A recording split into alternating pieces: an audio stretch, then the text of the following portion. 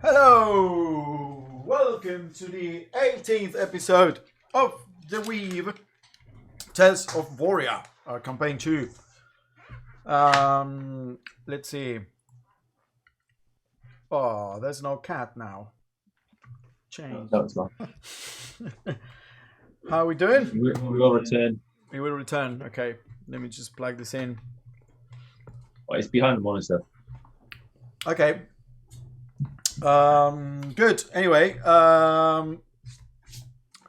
as we prepare to go into lockdown,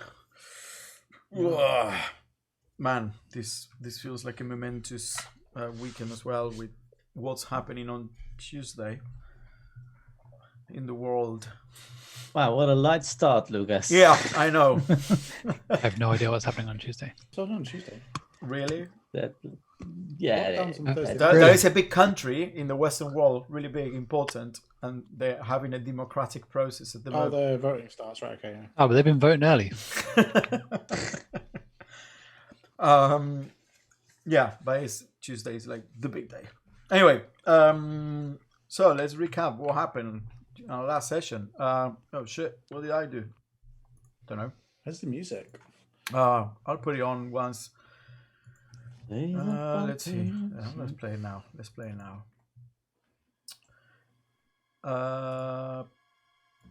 So, last session. In the last episode of The Weave. Fucking hell, so many windows open. There we go. So,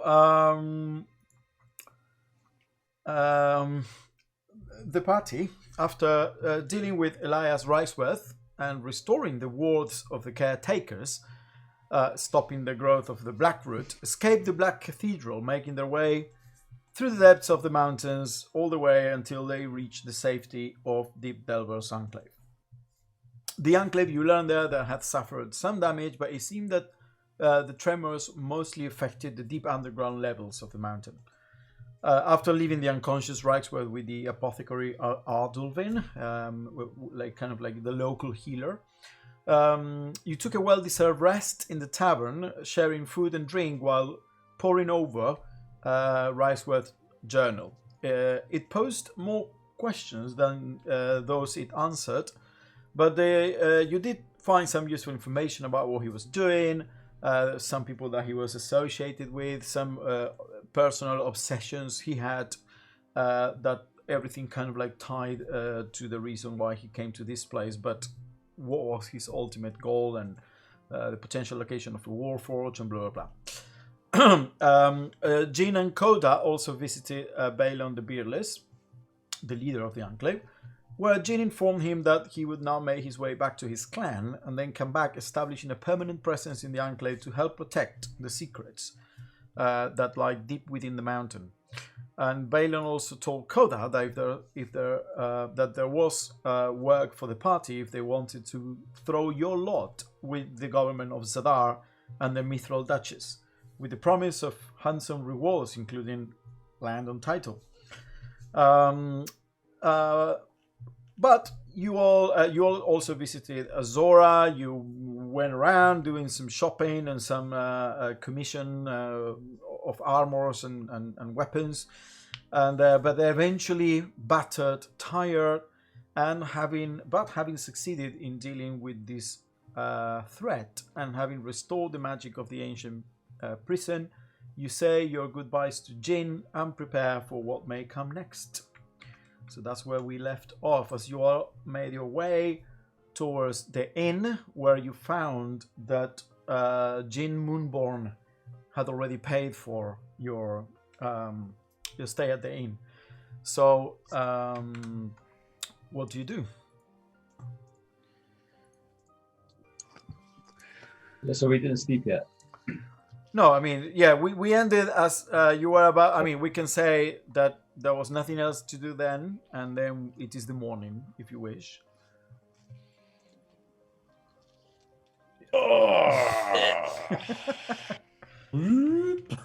Yeah.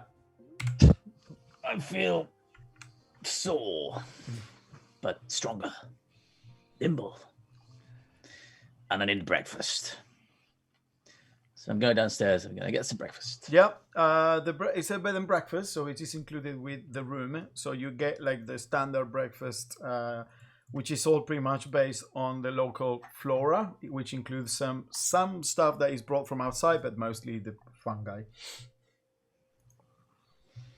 Just realised I didn't add a spell. There is no eggs, but there is some like meat jerky of unknown origin. Are they all there? Are we all here? I assume so. Good morning. Top of the morning. Hello. Morning. Oh, yeah. All right. You sleep okay? Yeah, you know. Not yourself? Yeah, I was thinking about how to teach you how to fly all night. I got some ideas. Oh, yeah, I was thinking about that too. I was wondering, is there any way you could just we could do it, like maybe off something not too high, like I just look around for something like about 10 feet high and just like maybe like somewhere like that kind of like ledge over there or something. Yeah, you obviously don't want to start too high. Yeah, because you know if I fall, it might hurt a bit. That's also. Yeah, well, you want to start right away? Well, yeah. I mean, I don't need breakfast. I mean, do you want to eat something first, or? I'm eating as we're talking. Oh yeah, all right then. Let's go. Okay, so what do I do? How do you do? I mean, when you did it the other day, you just seemed to like. Was that the first time you'd done it before?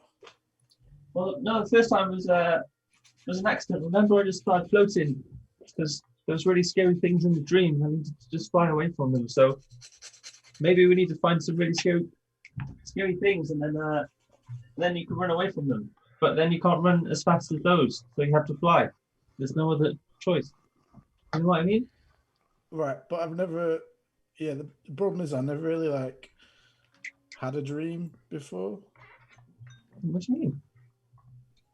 Well, I mean, I read about them and people are like talked about them, but I never really had one. Oh, well, I don't mean like an actual dream. I mean, when I was dreaming, it wasn't a dream because it was real, but it wasn't. So But if you dream, it would just be a normal dream, so it wouldn't be real. So we have to go find something scary in this world that you have to run away from. okay. Something fast, like a dragon. So you want to go and find a dragon to Yeah. fight? I mean, no. Okay. I mean, I can ask about. Give me a minute. Not start with a dragon. I mean, we could just try without the scary thing first. We could just jump off something and just believe. Gotta be a dragon somewhere. I'll go and ask around. Give me a minute. I'll be back. I'll just leave the table to go off and start asking people in the bar if they know where there's dragons. Sure.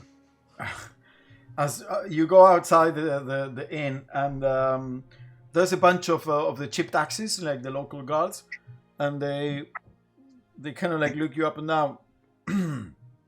No dragons around this area, these parts. They were all driven off a long time ago, even by the dwarves. And they were called it was mostly drakes. Dragons mostly living the east of the continent, if you know, past the plains. That's where dragons live, and the Dragonborn and all the cities and stuff. But the drakes that were here and wyverns and whatnot, they were all mostly killed off by the dwarves. Ah, okay. So I've been trying to learn to fly, you see, and apparently I need to fight a dragon to do it. So, well. Thanks anyway. No worries. Oh, it's gone. Yeah, I went and spoke to some fellas outside. They said all the dragons are got to go all the way east to find a dragon. Long. I mean, we got stuff to do first, remember?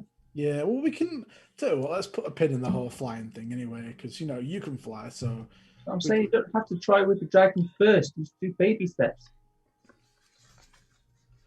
okay. Well, you finish eating your food anyway. You need to. You're not eating much there. Wonder how good old Master Ricewell is doing it. Should we check if they need any help? Yeah, I was thinking we should go after breakfast. See if he can, don't know, he's recovered. if it's nafted. Maybe they need some supplies or something we could pick up to help. So I'm really meaning to ask as well, Elizabeth. Yes. So, where are you from? If you don't mind me asking. South of Eberham. Oh, okay. And so what? So you came all the way out here, just looking for, like, this thing we fought off yesterday, or? Oh, well, I suppose so. I mean, I was sent here by my masters. They sent me to here to investigate, and we didn't know what we were here to investigate, but seem to have found my answers. So technically, my work is done. I suppose I have to answer a few questions as to, if we were to go off elsewhere, why I've left, or perhaps I need to ask for permission. Oh, but we can go. You can come with us, though. You seem quite fun. You seem to know a lot of stuff as well. I'd very much like to. I've enjoyed our expedition. I mean, the first of many, I hope. I don't know how groups usually do these kind of things. I'm interested in how other people survived in these places down here as other adventuring groups arrive. But you seem to be very able and a good group to tag along with. Oh yeah, we do seem pretty good. I mean, I've known these guys a few days, but pretty good. I mean, Scott here just seems to have some kind of magical powers beyond anyone's understanding. And Coda, pretty good with just about anything. Seems to be like he can do just about anything, really. Yeah, badly, but yes.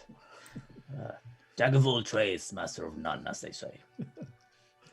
And I'm just good at like standing in the way of things that are coming towards you. So if you need like someone just to, get in the way of any flying arrows or swords, whatever, I'm here for you. Well, I imagine we may work well together then. You stand in the way of things and I help protect you. Oh, well, there we go.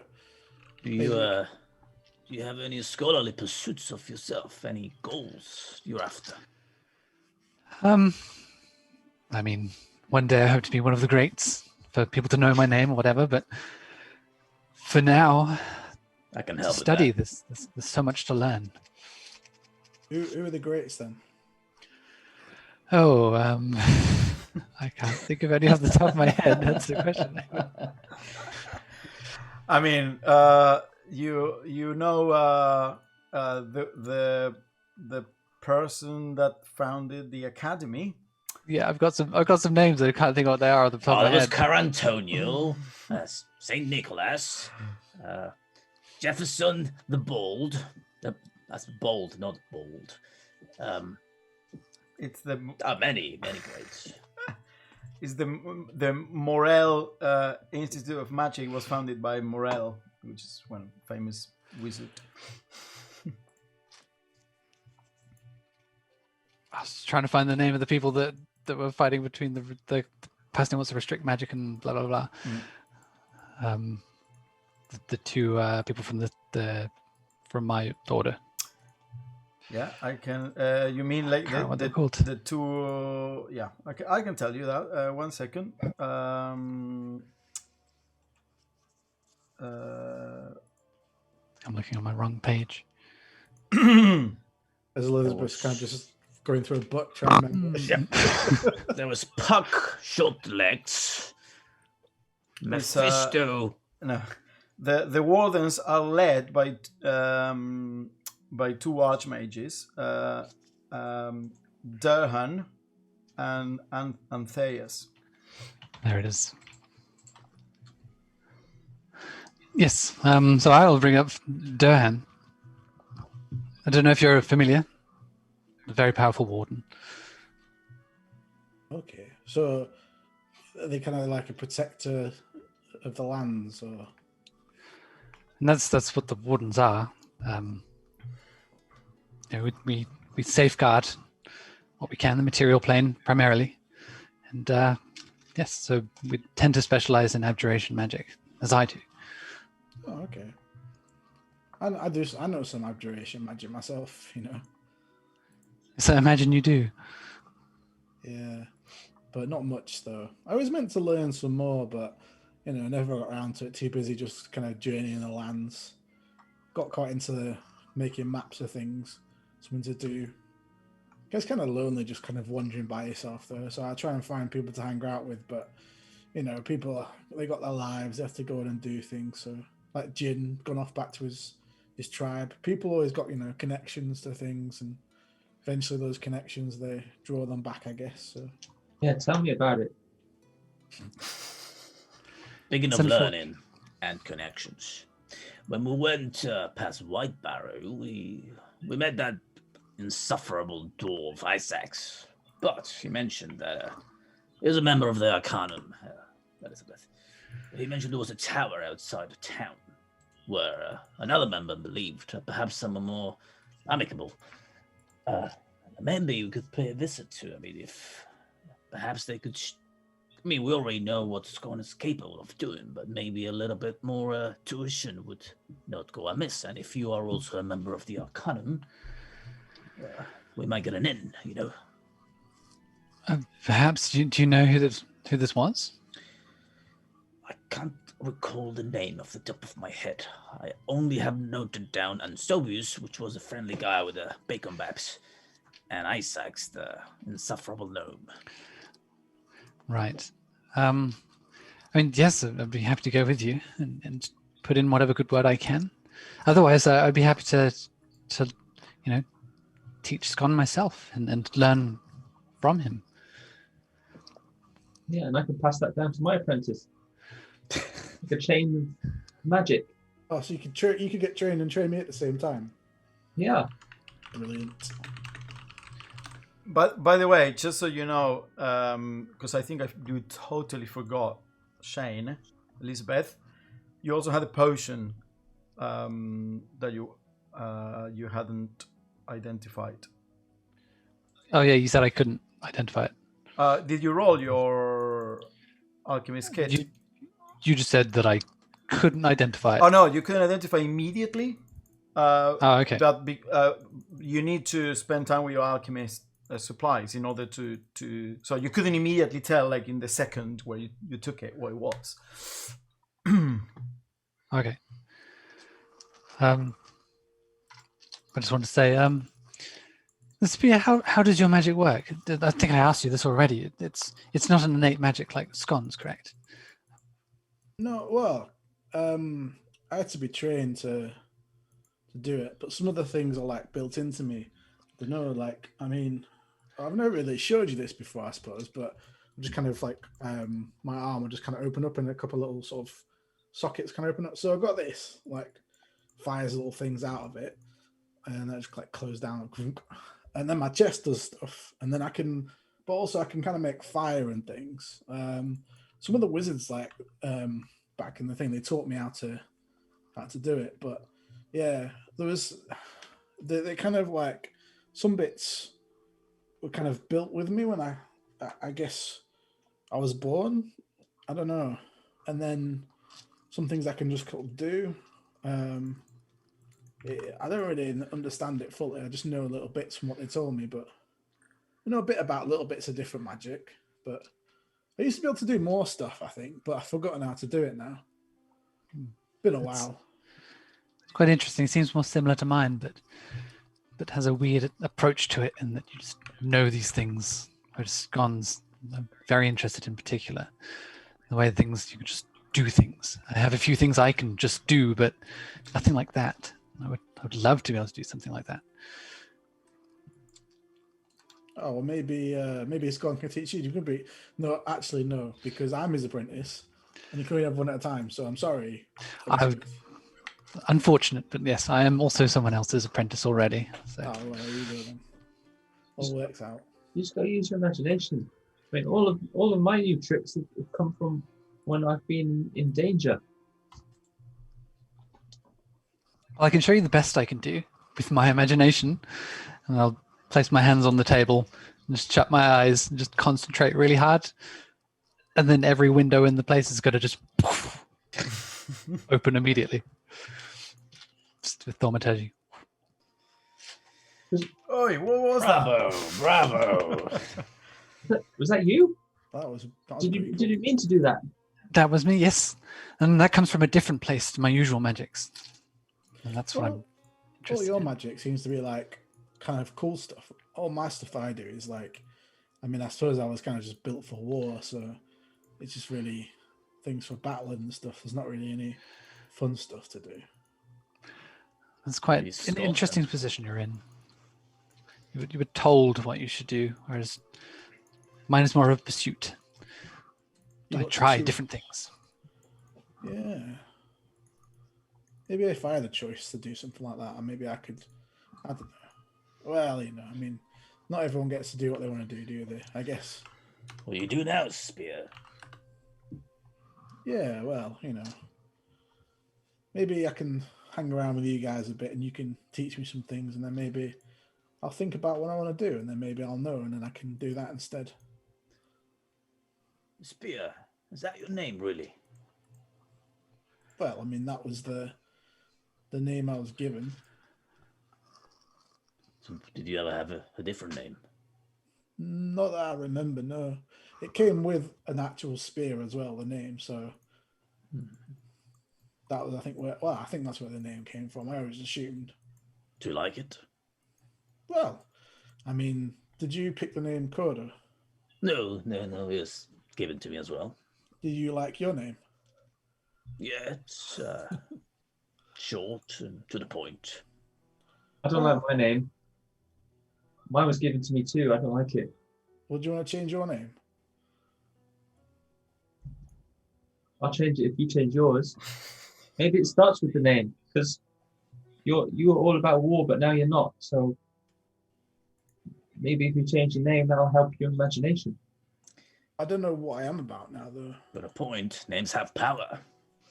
I mean, all I've really been doing for like past 10 years is like wandering around. So You could be the Wanderer. the Wanderer, I like that. It's, are there any stars in the skies? Or any rather planets called the Wanderer? But actually, they actually have a name. Well, I mean, the Wanderer is one of the major aspects of the five aspects. One of the deities. Maybe you shouldn't be call yourself after a deity. That'd be too much. Well, you never know. Maybe I'm a deity, I don't know. Maybe they put a god into a Warforged body, and that's how Warforged were made. If you really want to fly, why don't you go with something like floaty? No, I don't like that one. Floaty McFloatface. I'll have a think about it, but I mean, what's your new name going to be then, if you don't like your name? I don't know. I haven't really thought about it until now. Is Scon short for anything? Yeah. Well, it's what they gave me back in the orphanage. It was short for What? It's gone. What's I think I'm. I mean, that's all I said when I was at the orphanage. So It they means it's gone. What's gone? I just kept saying it's gone, and I wouldn't really say anything else. I was just like a bag of nerves, they said, not really doing anything apart from rocking back and forth and just saying it's gone. So the kids just called me Scon because, I mean, it just sounded like that. But I think maybe it did go, but now it's back. Maybe that's what Navi is. You know, you could call yourself It's back. Ivan. It's back. It's back. It's back. Oh my god, no. Pat. Sounds Sorry, that's- troubling.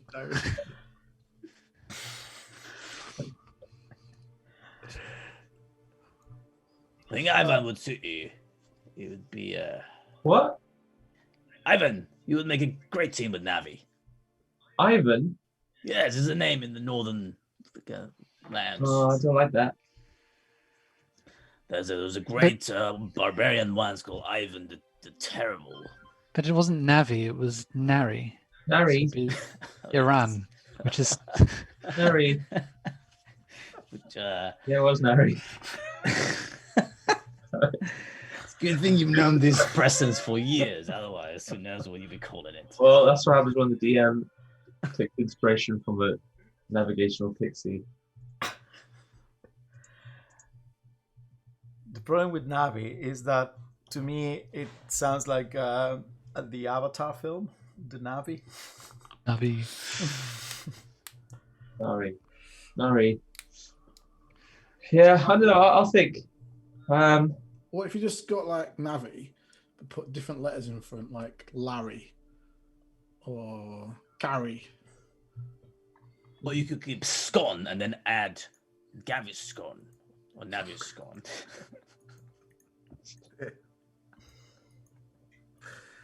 No, I'll have a think about it. I don't know what I like yet. Maybe an event will come up, and then an idea will just come to me because something really cool happened. We'll see. Oh, we'll put a pin in it, I guess. But anyway, Coda. So how long you been traveling with Scotland for then? Well, how long has it been, lad? A couple of months now. Ever since we left Aberholm, to be honest. I mean, the boy was the bouncer at the inn where I played.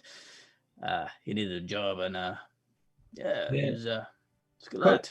Coda. I mean, he realized I was having trouble with some of my other jobs because he kept seeing me in the same places. He'd always come over and ask me how I was doing and stuff. And then he was helping me get jobs, so I think he was getting commission or something. So you've been a musician and you came traveling all the way up here to find this Reichsworth fella? Well, if I'm perfectly honest, I was a little bit bored of Aberholm. I needed to get out. I mean, I had trouble before, but it was in a period of my time when, I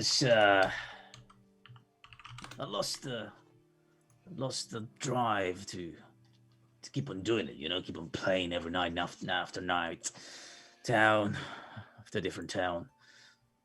So I just went back to Aberholm to see if I could find inspiration there, but yeah, couldn't really find it until I met this lad and Quintinius, and before I knew it, they were nearly destroying my parents' house, and I had to go make sure this kid doesn't get killed alongside with Quint, I guess, older than me, but a bit of a kid as well. So yeah, it sort of happened, I guess. And once I was on the road, it's not looking back, I guess. So you're looking for some kind of excitement, something to write your songs about? Yeah, I mean, and I think I have found quite a lot of it, I must say. Well, Perhaps too much at times. Sounds like we're going to find more, but it sounds like all these different adventures we can go on together. If you're up for it, I mean, Yeah, I mean, I'm not so sure about that ghostly creature that we saw. Seems like a bit of a wild chase. Oh, well, I mean, if you don't want to. I mean, I was going to say as well, I forgot about, remember this morning when I woke up, there's those bandits as well. They got that castle or whatever they've got. I should probably go and sort them bastards out, because I just feel bad if we're leaving it and they're terrorizing people and stuff. And yeah, I mean, that's also a tall order. Well, I mean, how many are there? There's like 30 of them or something, aren't there? Well, I don't really want to have to go and fight them, but maybe if we just like burnt down the castle and not to kill them, just burn the castle down. There's no castle left for them to have, and then they can't, Yeah, they'll just take it out on the people, and then they'll just need more resources to build a new castle. Or they'd steal someone's home and take that as a castle instead. Well, Evict someone. You just want to keep the hornet's nest and run away. Is that what you're saying? I'm not going to run away. I mean, if they want to fight, I'll happily knock them out and leave them there and teach them a lesson. But I think if we're going to get involved with that, we should probably have a word with Well, with the gentleman what's his name, Lucas? The Balin, guy at the beardless. Balin the Beardless. He'll probably have a bit more of an idea of what we can do about it, rather than just storm the castle and burn it to the ground. Sounds fun though, but a bit nuts. What Jen described, we were just to take out the lieutenants. Yeah, I mean, but they are powerful. I mean, they fought the war for Zadar, so they're not. Less powerful if you find them alone. That is true. Yeah, I mean, don't get me wrong. The story about that haunted elf whose spirit lies in that abandoned tower is, and it is fascinating. It could open up all manner of new mysteries to us. It just seems that we might have to travel far to find any answers. But I might be mistaken. Oh yeah, and also, I mean, it'd be nice to go and visit this last Warforge if it really is there. I mean, I don't know. I don't know if I'm ready to go there. It might bring back some memories. I don't know, but I don't know. Where are the? Remember, someone was still saying the other day about the airships nearby, or like crossing nearby. Where are they? Are they here in Zadar? Well, yeah, we saw that airship go off to I can't remember what the name of the Norvir. Norvir is the capital of Zadar. Norvir. Maybe that's where we should go. It's Wouldn't you like to see an airship, Scott? Yeah, up close. Hell yeah. I want to ride it. Quite a way south. Is it? But as much as I would love to see an airship and ride one, I mean, I've seen them before. I've never ridden one. To what ends? And how did we get on board, even? Oh well, I mean, I know the Duchess. Maybe there's like something like a way we could ask nicely, and they'd let us on board, and then in exchange we'd do a bit of work. Usually they like pay people for stuff like that, but maybe if we did a bit of work, did a bit of a job or something, maybe as a kind of payment they'd let us go on the airship or something. So we're just riding for fun. I mean, the best reason to do anything, right? Maybe you should do a triage at least. So we are. I mean, Elizabeth has a point. It is quite far. We are in the Enclave at the moment, so we know the tower of that dead elf is on the way to White Barrow. Well, I mean, we can take our time, can't we? There's no point in rushing anywhere. We've got no time pressure to. Well, that's what I mean. We could head over to that abandoned tower, see what we find there. If it's not to our liking, carry on to White Barrow. That's the tower of that mage there. We can also stop there, see where that leads us. And if both of those options are not to our interest, we can always veer southwestwards and go to Nolbeer. Maybe then we can go see those airships. Yeah, sounds pretty good. Though I have to say, it will be another day or so for my armor to get finished. So if you wanna, I don't know if you wanna head off early and I can catch up with you. No, I'm happy to wait. Oh, I'm quite exhausted after yesterday. oh, yeah. Appreciate the rest. Need to get that extra hit dice back from. Wait, Rike's supposed to wake up anyway. Yes. Let's go. Come on, let's go see. You right. might be able to at least tell us how long it'll be now. Let's head out. Okay, so you made your way back to the apothecary, Dulvin's little shop plus house of healing, and you see there that most of the chip taxes have been that were under treatment. They are no longer there, but there are still two that are guarding the shop as you enter, since you had left word that Riceworth should, an eye should be on him, and obviously Balon has commanded that if he wakes up, the chip taxes should certainly keep an eye on him. So as you enter, they kind of like nod at you, at you all, and one of the girls, one of the Ardulvins, you know that they are their nieces. Spear, kind of like approaches you. Yes. Are you here to see Riceworth? I assume. Oh yeah, we're just coming to check he's all right. If he's woken up yet. Well, no, he hasn't. There is. Artulfin is experimenting now with new treatments that he learned from the priestesses, from our healers. But we feel that he's safe. His situation is not gonna deteriorate, but it almost feels as if his mind is far gone, like as in a deep slumber. So we don't want to force things at the moment. We're just trying to heal his body. The mind is a different thing. We still don't know when he may come back. We put him on at the back with some robes. There's still. Do you want what he was wearing? We have it all here separate. Yes, please. I was actually going to ask about his effects. Yes. Well, he was wearing normal garments that you can take. They look pretty dirty and whatnot, but and he was also wearing this this kind of like apparatus with many leather straps and whatnot, and these goggles. Can I grab the goggles and have a look? Yeah, they look like a bit steampunky.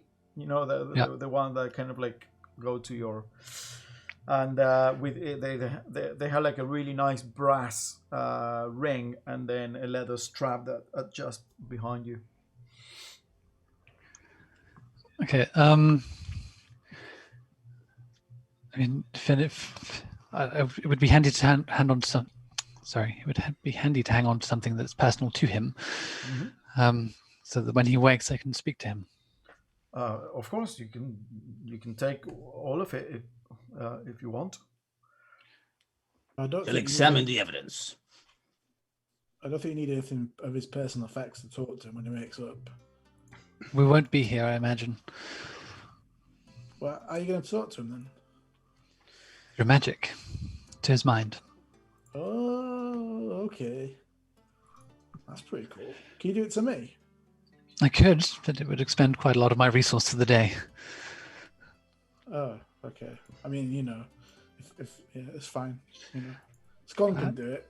Scott never says that, but should I need to contact you, I'm sure I could do it. But as I understand, Scott is much more capable than I. Yeah, that one's easy now. I mean, it was difficult at first. I couldn't really target the right person. It was always random. But now I've nailed it. So how far does your like talking to people's heads thing work then? I can speak to anybody. I mean, on the plane. I've never tried it interplanar communication, but as far as I'm aware, it wouldn't work. But Oh wow! Does yours work that fast, Gun? What you mean? You can do it to people you can't see. yes, But how would that be possible? Because you need to. Do you just think of them?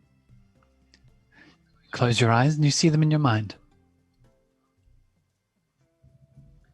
I got to be honest, Gun. At this point in time, Elizabeth is seeming pretty much like she's got more cooler, powerful things. But I don't know if flying's pretty cool. Okay, I'll stick with you for now, just because flying seems pretty cool. But What if you so if you try and picture them, what if you imagine them slightly differently? Because sometimes it's quite hard to picture someone perfectly, and then you send a message to someone who just looks like that person. I imagine you could get into all sorts of bother with it, but I have to put a great deal of focus into that spell particularly. So I'm very careful with it. I should try that. That's quite the power to have. But yes, we should keep his effects. Maybe we can inspect them in more detail. Okay. So you grab the essentially the leather harness. It's kind of like it has places for for potions and for like tools. It's kind of like an artificer's harness, if you wish, with tons. You remember that Quintinius would probably wear something a bit similar, but this one is a lot more elaborate and has like all sorts of like straps and leather holders for like different stuff. And it goes over whatever you're wearing. Essentially, it's just a set of like leather bands fashioned into a harness. What else do he have? A robe. And then, well, no, he had inner like underwear and normal like a normal trousers and a shirt, and then the harness on top of it, not robe. Can I analyze if any of it is magical just by my Make a knowledge of magic? make an Arcana check as you're looking over the harness. Yeah. Oh, What a roll. Natural 20. Natural 20. So what you 22. find is that some of the material some of the pieces of metal used to are of a very high quality, and you're not sure exactly what metal might be, but you do see that there are some runes inscribed in the inside of the leather, where the leather would touch whatever you're wearing, essentially, of the leather harness all around it. And the runes definitely reminds you of like evocation and conjuration and illusion magic. It's like several types of schools. take a look at this, Elizabeth. It would appear the Master Reichsworth harness is suffused with magics of all kinds. Maybe you should spend some time with it, with your little pearl. Yes, happy to. He's got a whole bag of tricks, this person.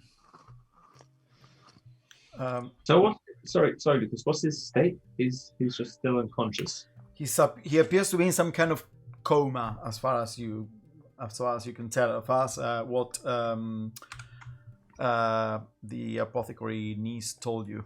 Her name is Delona. Okay. Cause I'll just spend some time then. I'm going to do detect thoughts with Sonic Discovery. I don't know how that works with unconscious people, but Scott wouldn't either. Okay, so you asked to go the back where his body currently is. You are guided, and there you see the apothecary is not currently there, but one of the other nieces, Shavrin, is currently kind of like tending to him. Is kind of like preparing some kind of like herbal preparation. You go in and you cast a spell. Well, it takes 10 minutes, but I could have been doing it that whole time. Can you cast it To get the Detect thoughts is not a ritual. no, it's to get the spell. It's one of his ability. Oh, okay.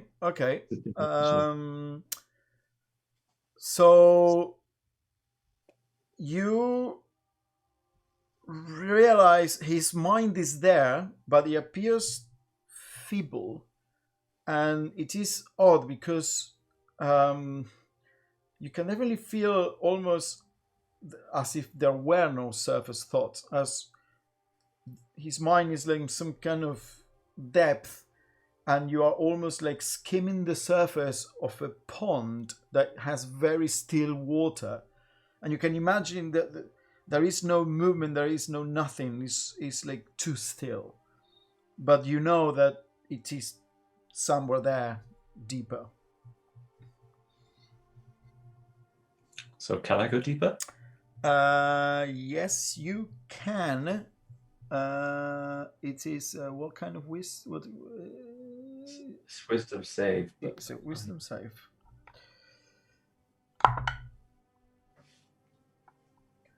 You try to go deeper, and you realize you can't quite latch onto a thread of thought that would like let you sink into this mind. It feels a bit odd. It's almost as if it's shut from you, as if a strong force is pushing back.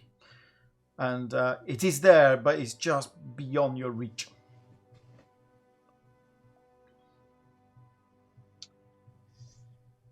I'll just put my hand on his hand, and just say,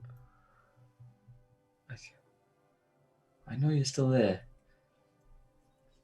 We'll wait for you. I'm sure you have a lot to say. And then just leave. Okay. The one of the nieces like smiles at you. Don't worry, he'll recover. You better.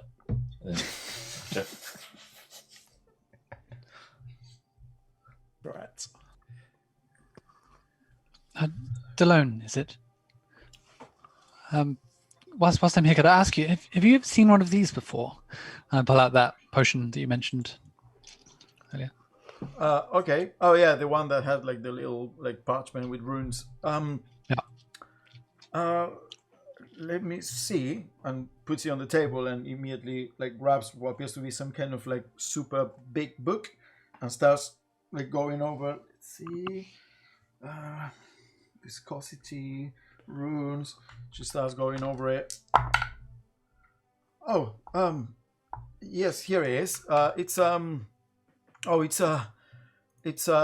is a type of mix of brew that it is highly prized amongst the spellcasters.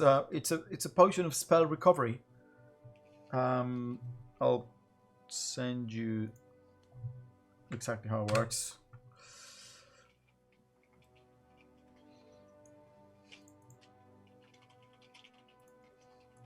That looks very powerful. What's her name? The woman? Delone. Delone. Delone, you seem to be very knowledgeable. Oh, we're still learning. This book is the combined knowledge of my people and Artubin before like he left. But yes, I know a bit. Could I ask you, perhaps you can show me in the book, or, do you have any performance enhancing drugs? As seen, I've heard stories of like.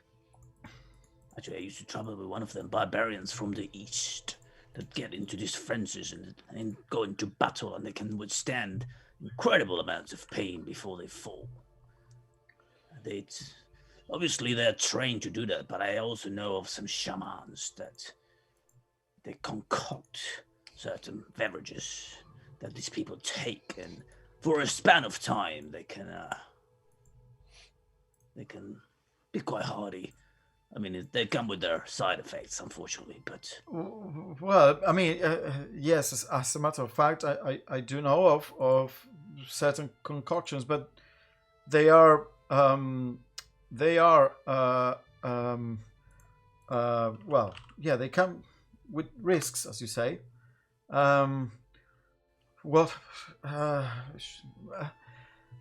There is one in particular that can be created. I mean, we do have the means to do it. It's not cheap though.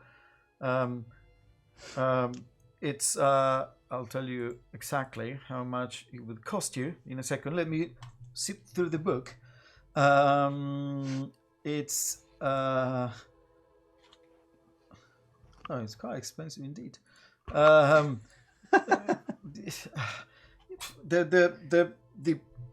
The things that we need to create this type of concoction are very, very hard to find.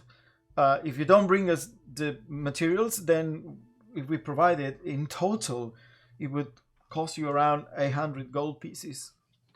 Oh, Lord, just for a single potion. Yes, and it is the name of it. It's it's called an essence of rage, and when you drink it, you enter one of those barbarian rages that you mentioned that lasts for a minute or until you're knocked unconscious. And it grants you the same effect as the barbarian class feature at first level. But if you end up your turn without having attacked a hostile creature or taken damage since your last turn, your rage does not end, but you take 1d4 psychic damage instead. And you can enter this rage even if you're wearing heavy armor. That's all it says here in the book. Perhaps you can let me know what type of ingredients I should be seeking for. There is. The main ingredient is actually. It's a bit. There are some creatures, some vicious monstrosities, whose blood is very precious, and it is this what we would use to create this type of potion. So if you can harvest the blood of a chimera, or something something like a griffin or something, that kind of creature would be one of the main ingredients. It will certainly, if you bring the blood of that, it will certainly bring the price down a lot. At least that would account for at least 500 gold pieces. Well, that's very, very informative, and thank you very much. I mean, I shall. Here, we got a new mission. We must hunt chimeras, not griffons. Griffons are lovely creatures. We shouldn't be hunting them. Well, if I ever met a chimera. So, have you ever seen a chimera at all? No, you have no idea what a chimera is. Do I know? I mean, I probably would have heard. Make a nature check with advantage. He's a kind of mythical creatures. This is one of the kind of things that are very common for bards to know. 20 total, non-natural. Yes, you know that chimera has the hind legs of a goat, the front legs of a lion, and the leather wings like a dragon, and it has 3 heads: a goat's head, a dragon head, and a lion head. And it is a mythical creature that is very territorial, vicious, lives up in the mountains, usually hunts and kills cattle. If they can be quite farmers and herders hate them, and it can be quite dangerous if, for some reason, their territory has some kind of like scarcity in food supplies, because then they are perfectly willing to attack human settlements and just grab a person. Well, we happen to be in the mountains here. You don't know of any chimeras nests in the vicinities, do you? Oh, I mean, yes. In the mountains, the dwarves back in the day, along with the wyverns, tried to like drive and kill them off, but they always come back. It is their natural habitat around the mountains around Zadar. So you could certainly go hunting one if you wish. Hear that? You want to hunt a dragon lion? Well, it seems like it's like half dragon, so maybe we go and get one of them, like sort of close enough for what Scum was saying, and I can learn to fly. That is true. I mean, this must be fate.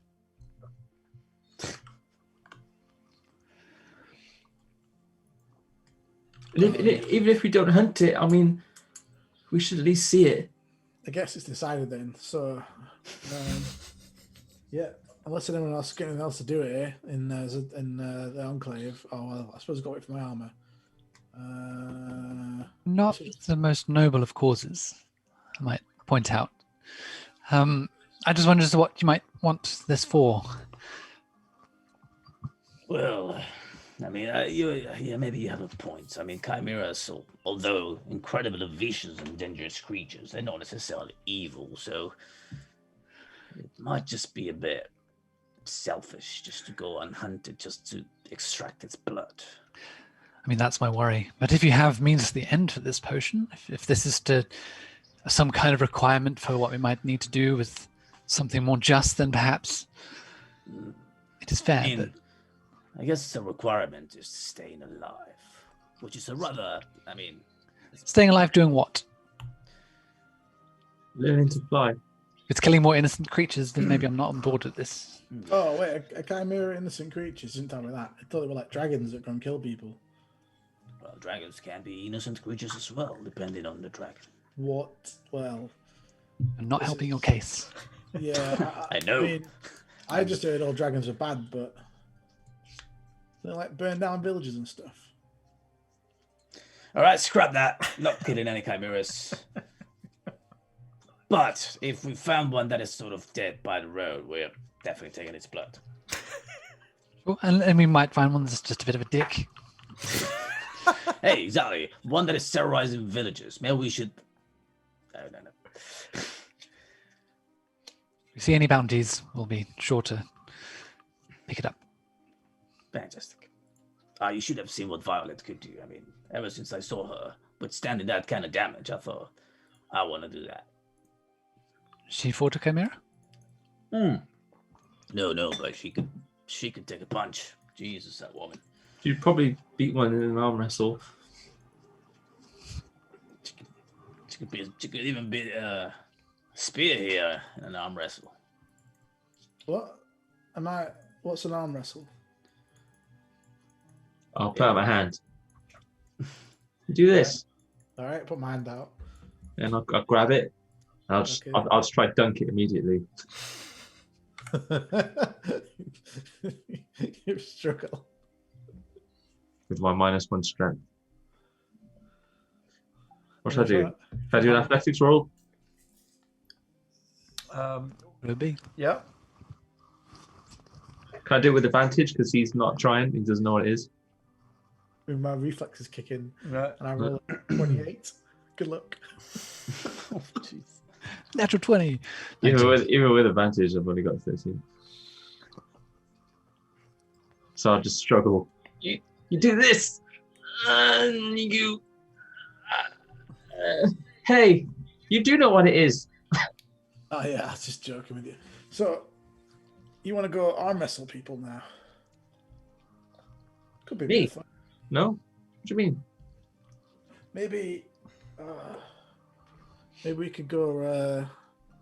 Do you see there's anyone around there need anything doing? I don't know while we're in the area, just in case. Get a bit of extra cash for some extra gear for the road if we're going for a trip. Smaller task. Perhaps we'd speak to Balon. He'd be the best to speak to, I imagine. Oh yeah, that guy. Yeah, he's all right. He's a bit annoying though, isn't he? I wouldn't speak to that. Oh, it's always Jin was dealing with him. There's always some problem or something. It's just like never happy, that guy, is he? He's always in a bad mood. People in bad moods tend to have more jobs, perhaps. Oh yeah, no, I mean, he's all right probably. Just like you guys are generally pretty happy people most of the time. Scott, always very energetic. Nice to be around. Every time I go to speak to that I have Balon my guy, down it's days like, oh, too. there's more bandits to sort out. And it's like, oh, bandits again. Okay. So what was your suggestion? You want to go around arm wrestling people for money? Oh no, I wouldn't do it for money. You just said it seemed like it was like a fun thing to do, but it sounds like I'm just like distracting everyone from the real goal of what we're trying to do and achieve here, which is bond as a friendship group and become one. Right. Okay. Anyway, so let's leave this shop then, and change the subject, shall we? So you leave. You are in the market area of Dibdaros Enclave. What are you going? What are you doing? I think we're going to go and talk to Balon by the sounds of it. Okay. So you go back to the Dragon's Claws, I think it is, Dragon Fangs. As we're walking over there, I just want to grab Coda aside, just to say, I noticed you carry a wizard's tome. Just wondered as to why. Oh, yeah, this one. Yeah, this used to belong to a friend of ours who was traveling with us. He passed away. Yeah, I mean, my original intention is to return it to his family in Yutza when we get there. You're traveling to Yutza? Well, I mean, who knows? Maybe one day. I mean, it's not a short-term goal, so to speak. It's what you want to take a look. I mean, naturally, my interest is piqued, but it's an unusual yeah. possession for somebody to have. Oh no, yes. I mean, as long as you're respectful, of course. Yeah, I mean, also he was actually quite keen on sharing spells. I remember, if I remember correctly. So yeah, you may peruse it. Just please be mindful of taking care of it. Yes, thank you. I will be very careful. I'll put it in my bag for now. Just carefully place it. Okay. So you arrive back at the Dragon's Fangs, and you see there that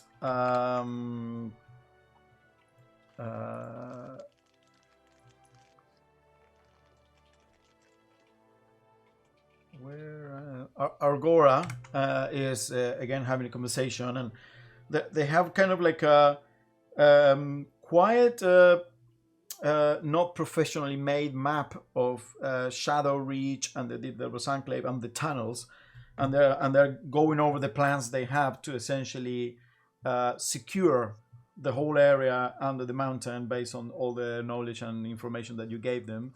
Yes, and if we do it here, then the Black Cathedral should be closed off again, and no one should be able to get to easily get there. Of course, when Jin comes back with his clan, and we can then post some more people out down there, make sure that we do the patrols. Oh, there you are. Come on in.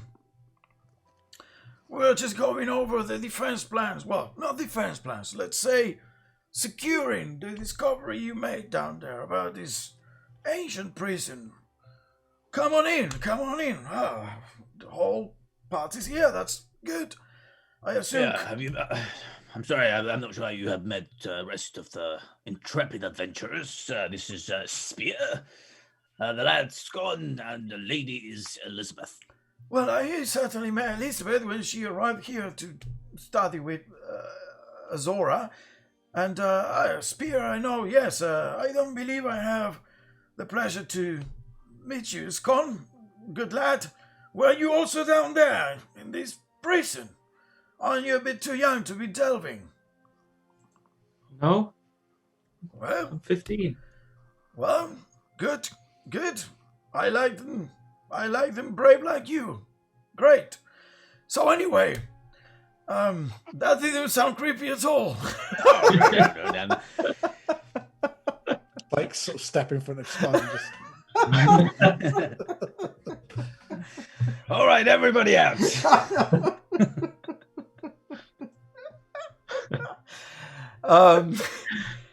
Anyway, I assume that you had the chance to share with your group then a proposition that I extend on behalf of the Mithril Duchess. I did indeed, and we're curious, of course, but perhaps you could refresh us on the details of what you have in mind for us. Well, the details, I mean, that's the problem, right? What I can tell you is the end goal. The end goal here is to remove Marcus and his lieutenants from power. Make sure that once the head is cut from the organization, the people that they brought in disperse and then can be absorbed into the larger army of Zadar, and repurposed so we can defend our land properly against Nakir and Ellenheim, instead of being on the verge of a civil war while we have almost a war at our borders, which is our current situation. Now, how to approach that? Well, that's the detail that is tricky. You see, because they have some support amongst the populace, we cannot outright confront them. That would lead to a civil war with much bloodshed, and the Mithril Duchess doesn't want, obviously, to harm the people of this land more than they already hurt. So, instead, we need a different approach. Outsiders, capable, resourceful outsiders such as yourself, present that kind of opportunity. While the mercenaries that are normally here are out there fighting off the jackal influence, we need a group of people that can deal with these lieutenants and Marcus himself in a way, as I say, a scalpel more than a hammer. That's the best way I can put it. Now the details, well, that's when it all becomes blurry. We know he has 3 lieutenants. Julius, let me just check to make sure I don't fuck up the names. Julian the White is one of them, Bugger Webb the other one, and Singin Holly the third, which is less of a problem as far as I understand. Correct. Julian the White roams the area between White Barrow and Nolbeer, down south near the farmlands. Singin Holly is north of White Barrow, towards the border, the mountains on the northern border with Nakir, and Bugger Webb controls the area east of White Barrow.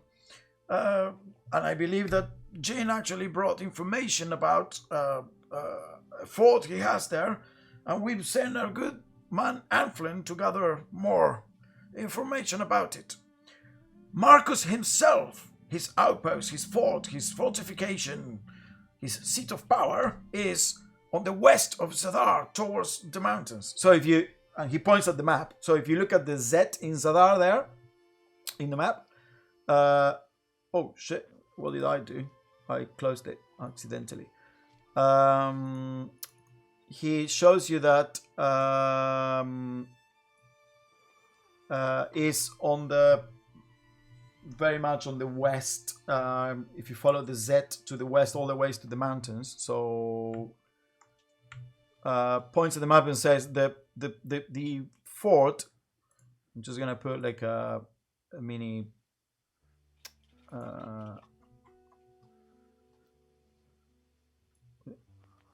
Oops.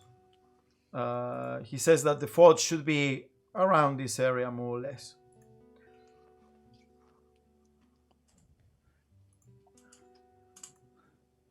I'll make a note of that on the map. Okay, on your map. Yeah. There should be that white thing there. That should be Marcus's fort. And then he says, so Julian the White, like, roams around between Norbury and White Barrow. Singing Holly is up here in the mountains, near the mountains, and yeah, and you know that. Let me put that one in as well.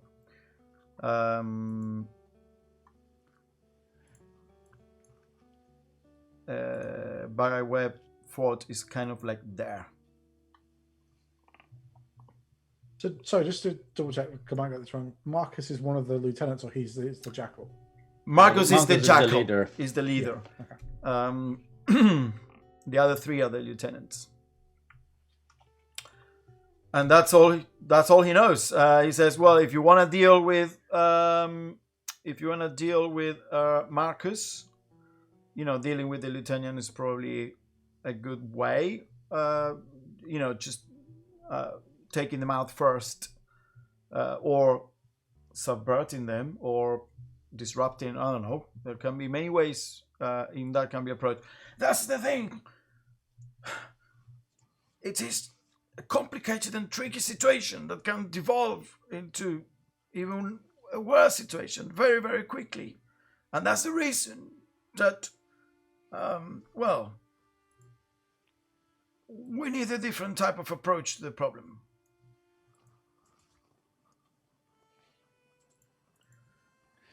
Well, as it happens, we met a few of Bagaweb's people. It's a few of his soldiers. So we might actually have a way into his fort.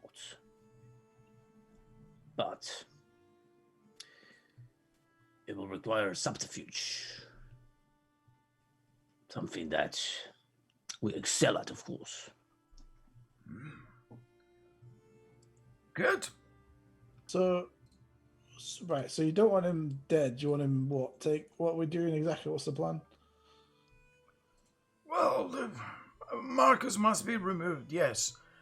Preferably if he can be captured and brought to Nolbear, so the Mithril Duchess can, I guess, try him and deal with him in a way that is lawful and his supporters will accept better than killing him, then that would certainly be a good outcome. But if it proves impossible, then killing him outright might be enough to disrupt his operation so much that it all comes crumbling down like a house of cards. That would also be a good outcome.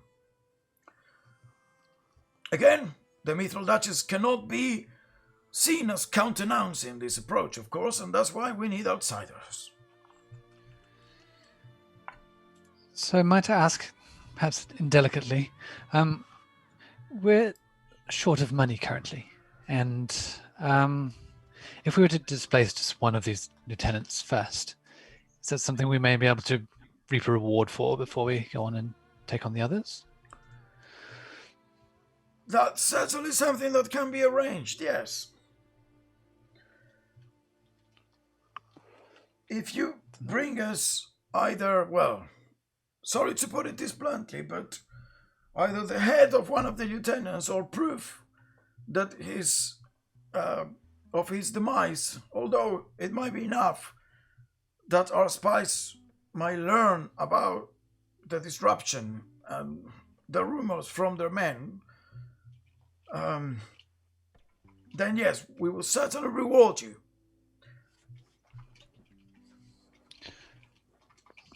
Excellent. And does this work sound agreeable to the rest of you? Yeah, I mean, bandits. It's kind of boring, I mean, but I guess if they're gonna hurt people, then we need to take them out because it's not great if they go around. I mean, after what happened at the White Barrow farm and stuff and everything, yeah. I mean, I don't suppose. Actually, Coda, your swords, did they get damaged the other day when we were fighting that slime thing? Yeah, they did. I had to trade one in. But Gina had the kindness to give me one of his. Oh, okay. I was going to say maybe you got some spare weapons in the armory you could borrow or something like that if we're going to take care of these bandits, but...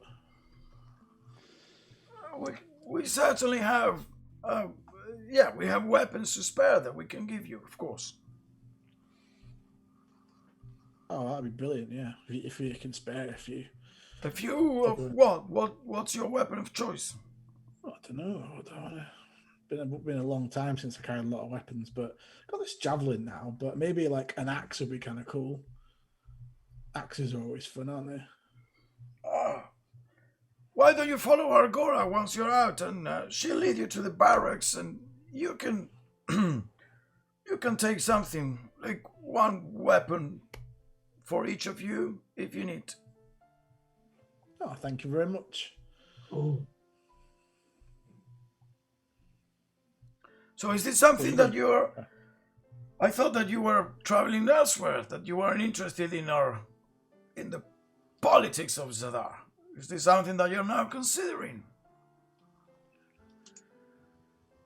Well, I think that everyone's kind of worried a little bit about the area just because of the bandits, and we don't really have any direction at the moment, I guess.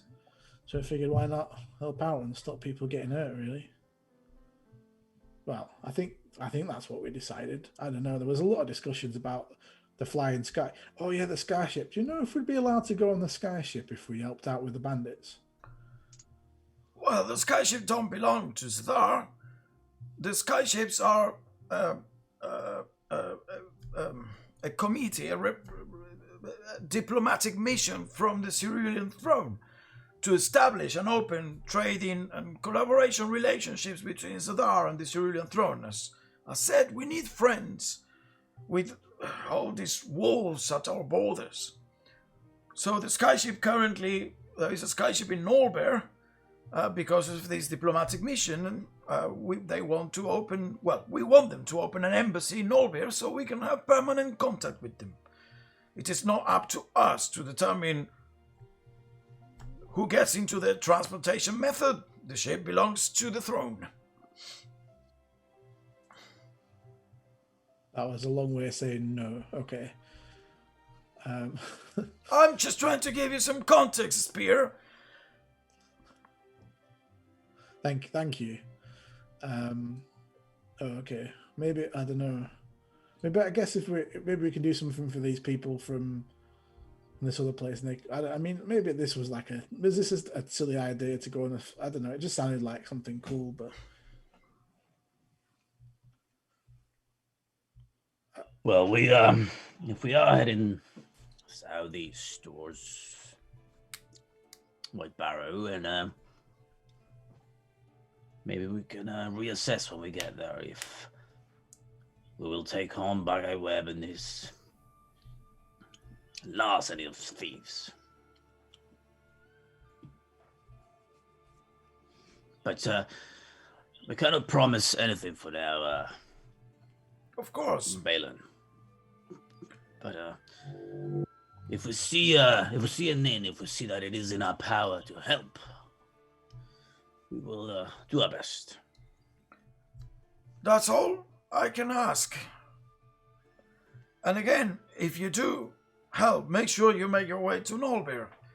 I am sure that if you do manage to deal with at least one of the lieutenants, the Mithril Duchess will be very interested in speaking to you and offer your reward personally. I'll send a note about who you are and that you are friends of the people of Zadar and that you might be able to help with our problem, although no promises. Friends of Zadar. I like the ring of that. Maybe we'll be something more in the future. All right, Balin, it's been a pleasure. We'll leave you to your logistics. Best of luck. Best of luck to you all, and do make sure you get some weapons as parting gift, even if you're not able to help us before you leave. Thank you. Yeah. Start heading off towards the barracks. Argora kind of like, oh, I'll be right back. Yep. So Spear, back in the road. Oh yeah, gonna go sort out some bandits again. Oh. Seems like it's everything we do these days, huh? Oh yes. It's kind of getting a bit boring to answer you, but if they're gonna, maybe we can sort them out once and for all, and then get going to do something a bit more exciting in life. But well, it won't be sorted out until Marcus is dead, that's for sure. But hey, we get by. She kind of like opens the doors to the barracks. Come on in. Take your pick from that wall, one weapon per person. And you see there like an assortment of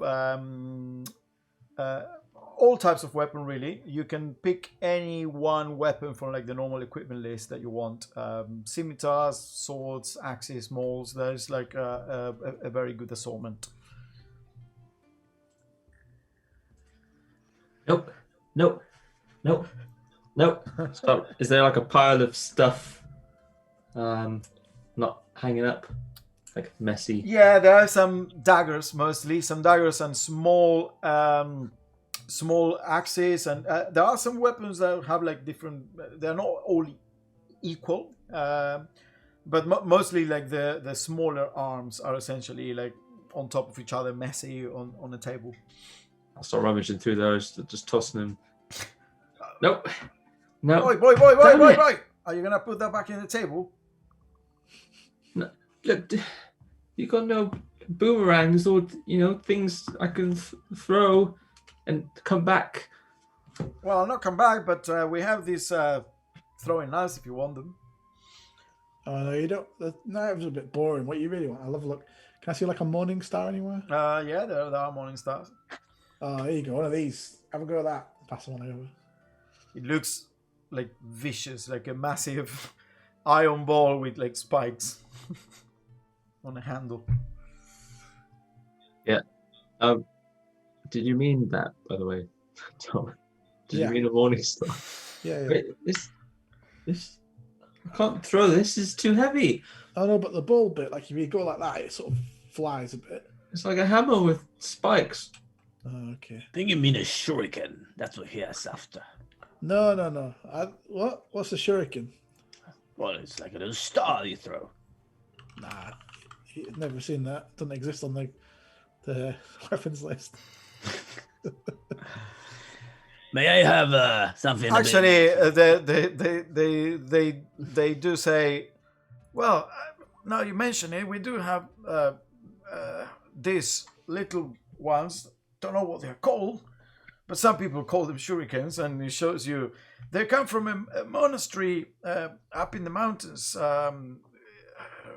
Always forget the name, but there is a monastery up in the mountains. There are these like monks that like to live in like isolation and commune and stuff, and they do make this type of weapons. It's essentially like a dagger 1d4. I mean, they kind of look like mini boomerangs. I wonder if I can combine. Why did they start talking like Balen? Sorry. I wonder if I can combine them with the boomerang. Just have one on each end. I'll take them. Okay. So you grab one of the shuriken. One. Well, they if you grab those, they can give you 5 of them. Let's say. They are like a thrown dagger, but you cannot attack with them melee. They're only thrown, and the range is slightly better. Instead of being 20-60, it's 30-90. So it's like a dagger that can only be used for throwing. You cannot use in melee, but it has a bit better range. May I have something a bit I more need two. traditional? Oh my god. I need 2 of them. Okay, you get 2 of them. What Give they me call? a bloody longsword, and I'll be off your face. Okay, they give you a long sword. Is there any like great swords there? Yeah, there is a massive claymore that has a really long guard. Super simple. It doesn't anything fancy, but it has like a really long handle. Even with your 2 massive like construct hands, there is still some distance until the pommel. It's like a big claymore, kind of like don't know, type of Scottish sword, and it's massive. It's essentially a great sword. I'll pick it up and just have a kind of like sort of test swing. It's pretty good, but a bit too much. Put it back. Just pick up a couple of axes and just sort of spin around and check the balance. And Hand axes. Yeah, the battle axes. Battle axes, so the versatile ones. Yeah, they're pretty good.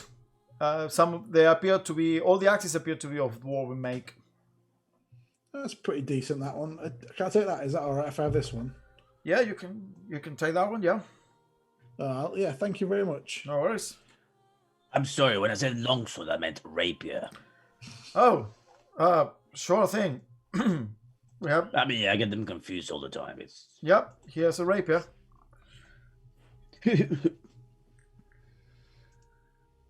What are these things called on D&D Beyond?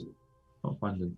I think they are. No, I'll create them for you. But essentially, just put dagger, and then in the notes, just customize and make sure that the range is different.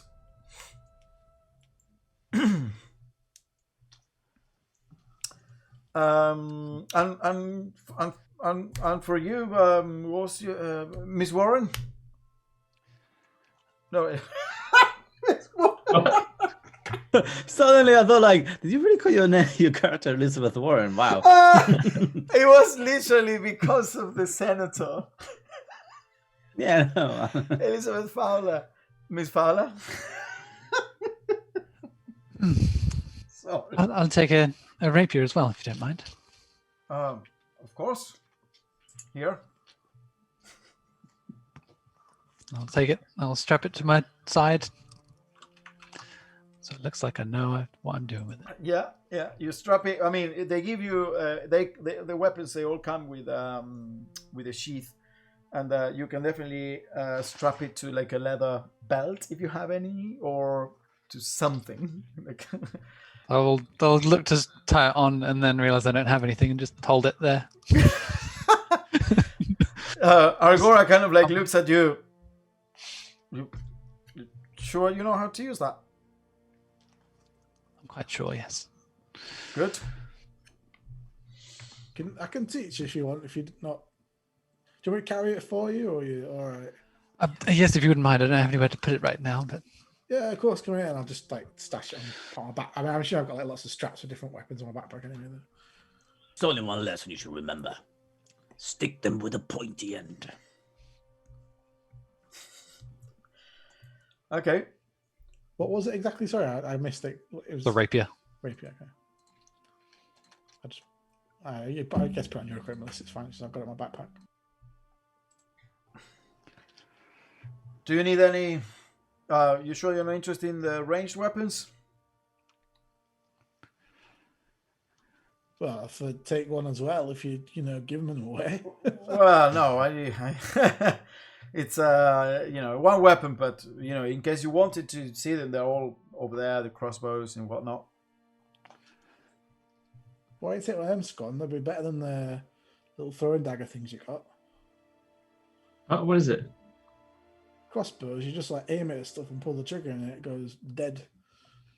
No, that's boring. Oh, sorry. No, we don't want to see any crossbows, thank you. But thank you Very good. much Okay, and she can. What's the difference between like the heavy crossbow and the light crossbow in terms of like loading and using it? Two hands. Yeah. So they're both two-handed. The heavy crossbow, you need to be proficient. It's a martial weapon for starters. I mean, It's heavy. And it's heavy. So what does that mean that it's heavy? So if you are small, then you have disadvantage on it. Oh, okay. Yeah. If the Yeah, heavy, no, I kind of use it. I mean, it said crossbow on my We'll say on my light. character thing, but on D&D Beyond, but the actual bard, when I look at the bard class, it doesn't say you can use Yeah. fancy crossbows. It's you're proficient with simple weapons, hand crossbow, long swords, rapier, and short swords. So yeah, you're not proficient with crossbows. Yeah, but it's weird because it says okay. there's only two types of crossbows, and there's like heavy and there's the hand. No, heavy, light, and light. hand. Oh, it's light. It's fine. I got a hand crossbow. I was just checking whether I should upgrade, but I can't anyway. So never mind. Actually, I've changed my mind. Can I take some throwing darts? The shuriken. The as you had. shuriken. Yeah, you can take the shuriken. And how many of them can I get? Well, there were 5, so you can get 3 if Scon got 2. Okay. Good choice. We can practice together. I got ideas. Okay, so you got your battle axe, your rapier, your 5 shuriken. As you leave, Argora essentially then leads you out, and you are again in the middle of the enclave. What do you do? You got to be careful, Corda, with the getting too involved with like the politics of these things. What things? Well, you know, I mean, it happens anywhere you go. There's like these wars and stuff. They never really end. There's always people trying to fight over something. They'll just drag you in and like try and make you be part of it forever, and just use you to like fight stuff. And I mean, I want to help people when there's people in need and stuff. But I don't know. You are very right, Spear. There's always a war or a conflict going on at some point. And if there's not one going on, it's because someone is working damn hard to try to prevent it. And it's not that I don't want to help people. It's just that I already fought in like one war and lost a lot of people, and I don't know if it's just going to always go on and on. At some point, I just kind of, I don't know. I don't want to not help people if they're struggling, but I don't know. It's just, sorry. I'll shut up now. Hey, listen. Wars happen, but you have to be the one fighting to stop them from happening. So if you can do anything to help that, further that course, then I think you're in the right track. On the right track. Okay, I'll follow your lead then. You sound like got a good head on your shoulders. No, I just read it in the story. I thought it sounded good, so I just repeated it. But it does sound good too. Okay, thanks. Oh, by the way, I don't know. Did you want this javelin yesterday? I didn't know if you wanted it, so I just kind of took it because it was cool. But you can keep it. I mean, obviously, if you don't want it, I'm happy to have it. But it's not really my kind of thing normally. Well, it looks like we're kind of. There's a lot of fighting days ahead of us, so probably going to need as many weapons as I can carry, I guess. How many can you carry? Well, I mean, probably like at least 10 swords. 10 swords. Swords. Well, if you don't want it, I'll have it, but it's up to you. I got my magics as well. It's not just Elizabeth and Scone that got tricks up their sleeves, you know? Oh no, I know you got some. I saw you do some impressive things back down the cave. It's okay. It's fine. I just didn't want to, Scone. He likes to be, have the attention. So, but he deserves it. He hasn't had any attention his entire youth, poor kid. Oh no. Well, other than his imaginary friend. The one that helped us get out of the cave. Yeah. I mean, imaginary. I mean, I didn't say non-existent friend. I said imaginary. It still exists inside his mind. Where are we walking? We feel like we're just walking around in circles. Oh, here's the pub. Yeah, I'm just trying to spend the rest of the day getting absolutely smashed. That's my plan. Yeah. Okay, so that's the plan for the day. You're just gonna drink at the pub. I have some work to do first, but then yes, I'll join them getting smashed. Okay. I'll spend an hour. Getting trolleyed. You reminded me, by the way. I've attuned to this pearl of power last night, I guess. Last night you attuned to the Pearl of Power. Okay. I need to give it a command word. Boost. Boost. Okay. Elizabeth, what are you doing? So I need to identify the harness and the goggles, and I also want to use my magical ink that I got. Sure thing. By the way, do you have Ozul's book? Yes. Tom, you gave him. Okay. Yeah, So you cast Identify, and on the harness, I'll send you the link. How many murmurs do we have? 3. How many Yeah, what? Scon's got one, and you've got one. Spies Murmur. What's that? It's the earpiece for the. Oh, okay. The kind of like thing that go in the ear. We got 3. All of you got one then.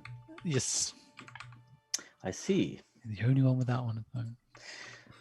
That's all right. I can If you want whisper to. at you from afar.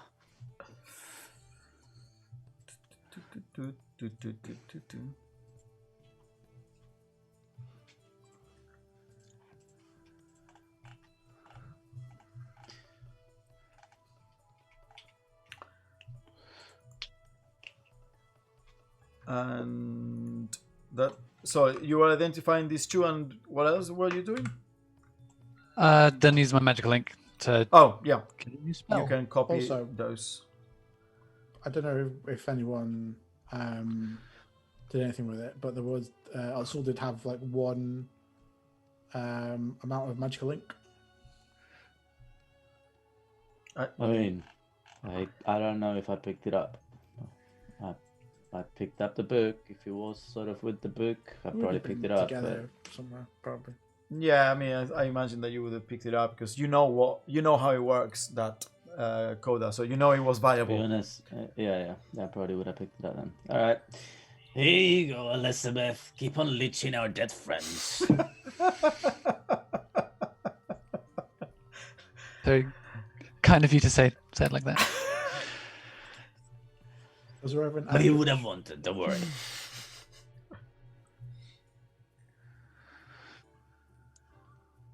So just reading what this thing does, this harness.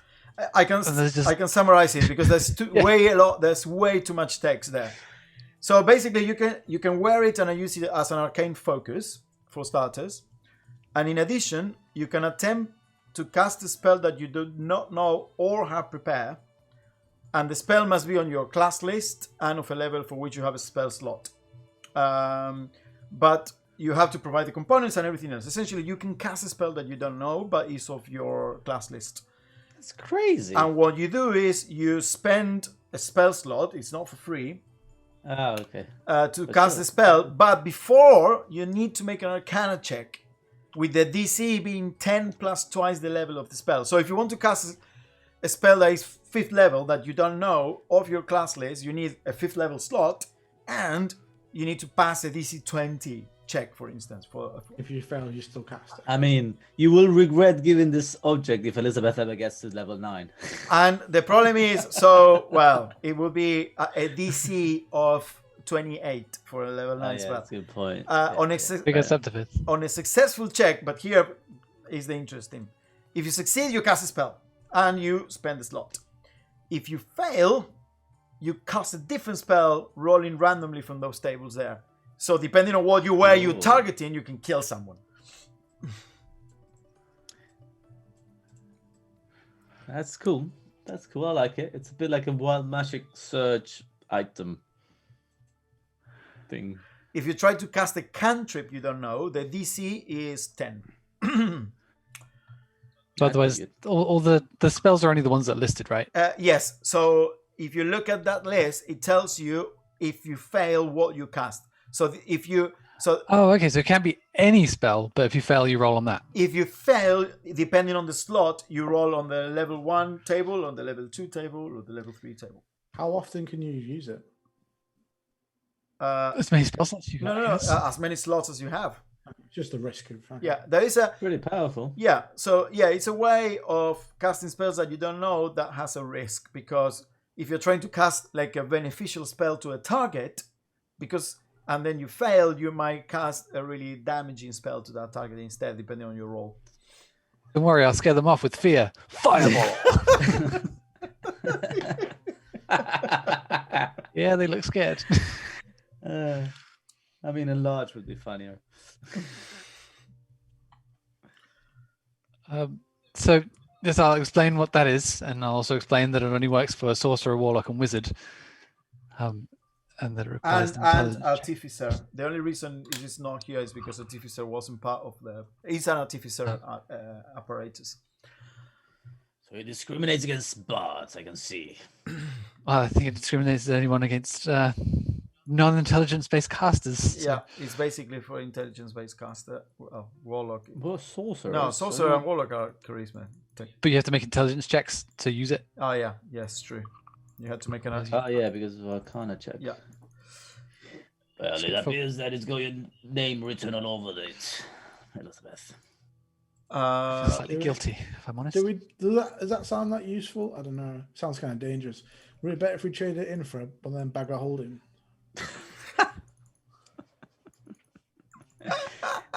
I mean, It's tremendous. Wow. it's a fair point. No. What do you want a bag for? I mean, you have normal bags. It I sounds prefer pretty this to good. the staff. If you really want to bag that much, you can take the staff. I would much prefer to have this. Well, I mean, just if we get that bag thing, we can put all the stuff in it and then carry more things. I innit? got a bag. It's full of stuff. What do you want that one for? I just think they're really cool having one of them bags to Listen. put things in. I've got a pet peeve about a bag of holdings, Okay. and that's it. That's all I've got to say about it. Is I've got a pet peeve. Right? Well, if no one wants the staff, That's very powerful. But you take the bag, please. If That's fine. What is wrong with you, spear? Let the woman have the spear and the harness and whatever else she needs. I have so much already. I don't feel shortchanging this at all. I'm actually holding them kind of like this. Yeah. I mean, you can definitely spread stuff around. The stuff can be used. The stuff can be used by Koda. Can be used by Scon. Same with It's just nobody wants it. That's the thing. What does the staff do again? it. Casts spells. It's really useful. Thunder spells. So thunder step, shatter, and Fly. thunder wave. And I'm just gonna say like this because this was always what I found curious about how you distribute magical items. For instance, Elizabeth now has the idol that casts spells and the staff that casts spells, but she can only use one per turn. So it's much more efficient that someone else has it. So now you can do both things. nobody Why wants give the me staff. the goddamn staff? I mean, And I really want the fine. idol. Give me the staff, and you want a scone. I mean, it might be a bit tall for you, but It's a might- bit big. I can't really use my hands. Well, I do have the other hand. Can my mage hand hold it? How much does it weigh? Can't use it. Huh? If you can't use it, you could hold it. Well, can I use it if my mage hand was holding it? It's a magical item, no. No, You have to be a special. It's the rogue one, isn't it? is the what's it called? The name of the subclass? Arcane Trickster. Yeah. But I only have to touch it, right? No, so it's normal magical use. You have to wield it. You have to wield it. You have to be attuned, and you have to use an action. That's the normal magical object interaction rules. If I was wielding, for example, my scimitars, I had to drop my scimitars. You can wield it with Free one action. hand. You're not. Yeah, no, I know, but free action, take the staff out and wield it. But you cannot just be Correct. have all the scimitars and the staff. No, What I'm saying is basically I don't want to hold it permanently, but when I want to use it, my mage hand can just give it to me, and then I I'll mean, wield it. it's a free action, and you have one per turn to grab it. To grab a weapon. Yeah. So basically, my mage hand is going to be constantly out and invisible. I'm going to walk All this around invisible stuff. I'm gonna walk That's cool, around. I like it. with a floating staff around me. That's the only reason why I take it. I think, I like that. I like that image. you should have the skull. And then when you want to use it, it has to come to your hand. So you go like Yeah. zoop. Yeah, and I can have a name for that action. That's cool. I'm down for that. Yeah, I got an idea. Give it to me, and then my mage hand will pop out. Here you go. Here we go. And now I'm just gonna go invisible, and then watch. It's just gonna spin around me. Just be careful with it, okay? Yeah, and because Yeah. my mage hand can go up, so it doesn't. I don't have to worry about it scraping the ground. If I was holding it with my hands, it'd be, People it's worried like- about all the thunder and lightning going on about that stuff. That's the dangerous bit. Yeah, this is cool. Okay. Very well, what's that beer, bartender? Ah, yes, here is all it. All of it. All of it. So one other thing is these goggles. They're the goggles of object reading. Basically, you have advantage on intelligence arcana checks made to reveal information about creature or object that you can see. Look at you. It looks like you have some new pair of glasses, Sister Elizabeth. Sure, I see these as a burden, and I'm doing this for the group, but I will do it. How many items of these do you need to attune to? Well, this would be my third item that I can attune to. You're already capped. Is that including the murmur as well? Yeah, that includes the murmur. So I've got the murmur and the harness, and this would be. Does the idol not need tuning? Nope. Now, hang on a minute, Elizabeth. You said these goggles allow you to look at an item and be more skilled at understanding its magics. Yes, and you can also cast Identify once every day. Well, I've had a few drinks already, so... And I just pull out my ukulele and open the case. Here, take a look at this with those goggles of yours. And if you'd like, you can take a look at them yourselves. I don't. No. I've seen it enough. So one thing, as soon as Koda puts the ukulele on the table, one thing that you all notice is that how incredibly, obviously, really good manufacturing. The quality on it is amazing. The wood, it is perfectly polished. There is not like a scrap on it. It's of wonderful make, essentially. That immediately catches your eye. And do you want to examine it then, Elizabeth? I will. Yeah, I'll do an Arcana check on it. Yeah. So make the roll. That's 25. 25. So you start examining it, and initially there is nothing on the outside that catches your eye beyond like the wonderful make and the very precision way in which the different pieces of wood are joined together. You know, the seal all around the perimeter. It's just wonderful. But then you start, and at one point you kind of go a bit like, careful, because she kind of like tried to separate the strings a bit to look a bit inside the. No. And wait, I see something there.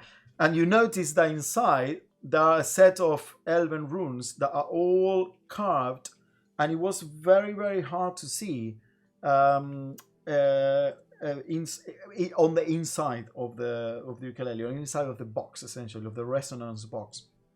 And the one thing that catches your eye immediately is these are elven runes. This is of elven make, and the Wenshire Empire of the elves fell more than 3,000 years ago. So this is a bit of an ancient thing for sure, and you can't quite tell. You would need research to tell what these runes mean, because obviously a lot of the elven knowledge was lost, even though the Institute of Magic tries to like explore most of what was.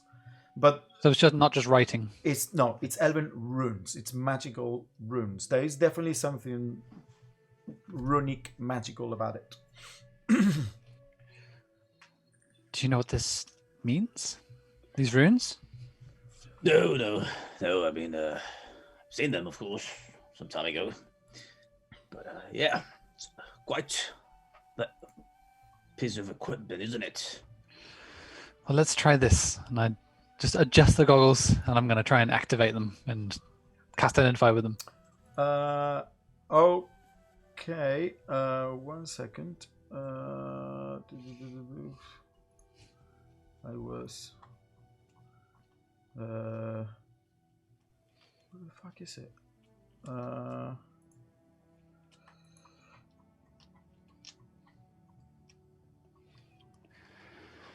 Where did you find this? This can't surely be this old.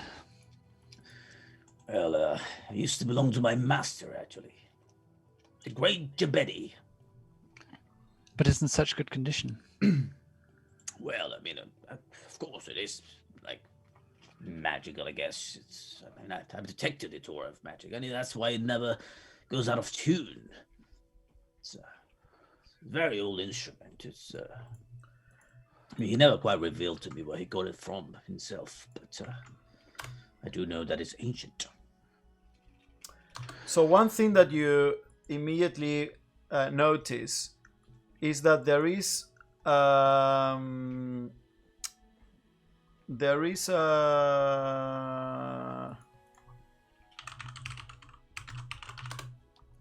the runes, and when you cast identify, there is something odd about this. There is a very powerful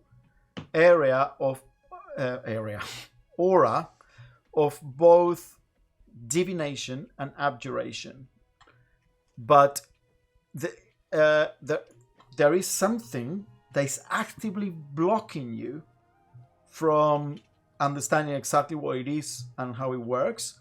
It's almost as if you find like a counter to your magic, and it is specifically blocking you. One thing that you notice, I'm going to say, is that as part of this magic, you realize that the ukulele has an active spell that is currently working on it all the time. I just sent it to you. It's permanent. Okay. And that is basically what's also the source of that magic is what's blocking you. There's something, it's almost as if there is like something under lock and key there. I'm gonna look at Coda, just like, hand it back to him. Just Thank you. do you carry this for a reason? Well, I mean, I know that we spend most of the time fighting and traveling to weird places, but I'm a bard, you know. But hiding Hiding? the magic on this ukulele. You know what it does?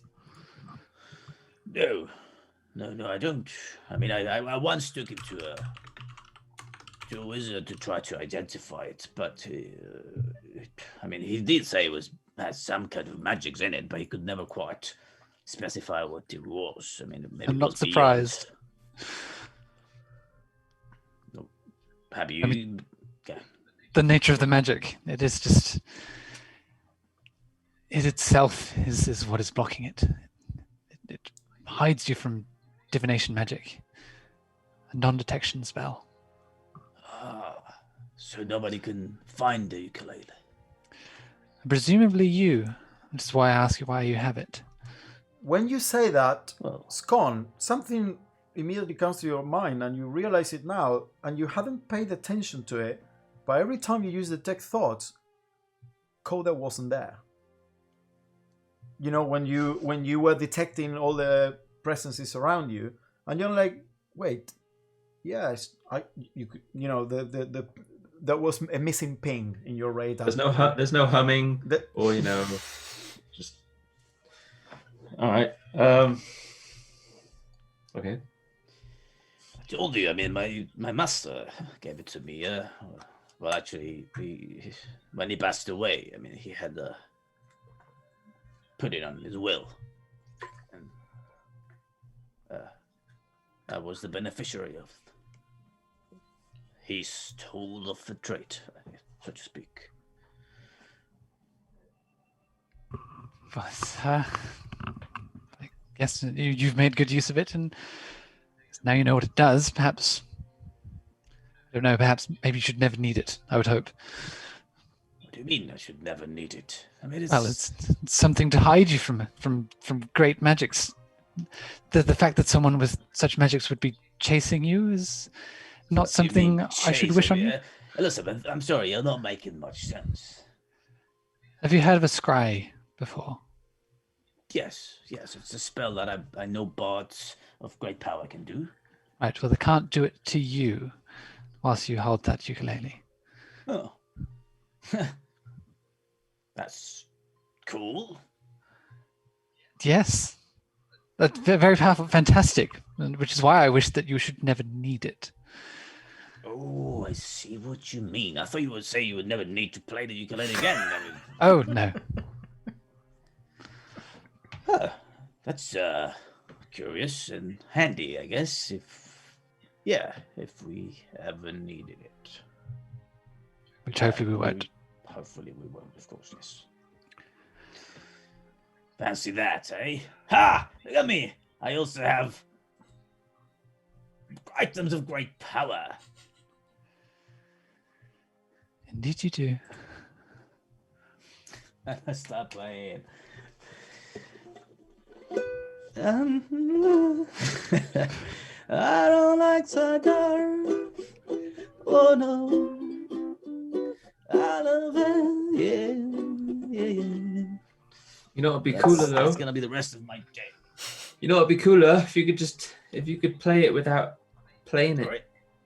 What? It'd be cooler if you could play it without actually playing it. You know, it just did it by itself. What was the fun in that? Then my staff will kind of just hover past your face. You know, that'd be really cool. You're just moving it, Scott. And look at the nimbleness of this finger. I've been ignoring it, but I'm pretty sure there's a ghost here. Just nobody panic, all right? You watched my hand take it before it went invisible. Well, I'm gonna spend the rest of the afternoon just getting quietly drunk. Okay. Yeah, right. Here you go, Scott. Let me teach you something here.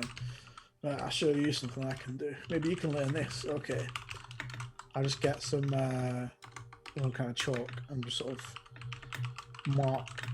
Sort of over the course of an hour, just draw some sort of runic markings on the javelin. Okay. And then at the end of it, they'll sort of glow slightly and disappear, and then some similar kind of runes on my arm will just kind of appear and then sort of fade. Do you see that?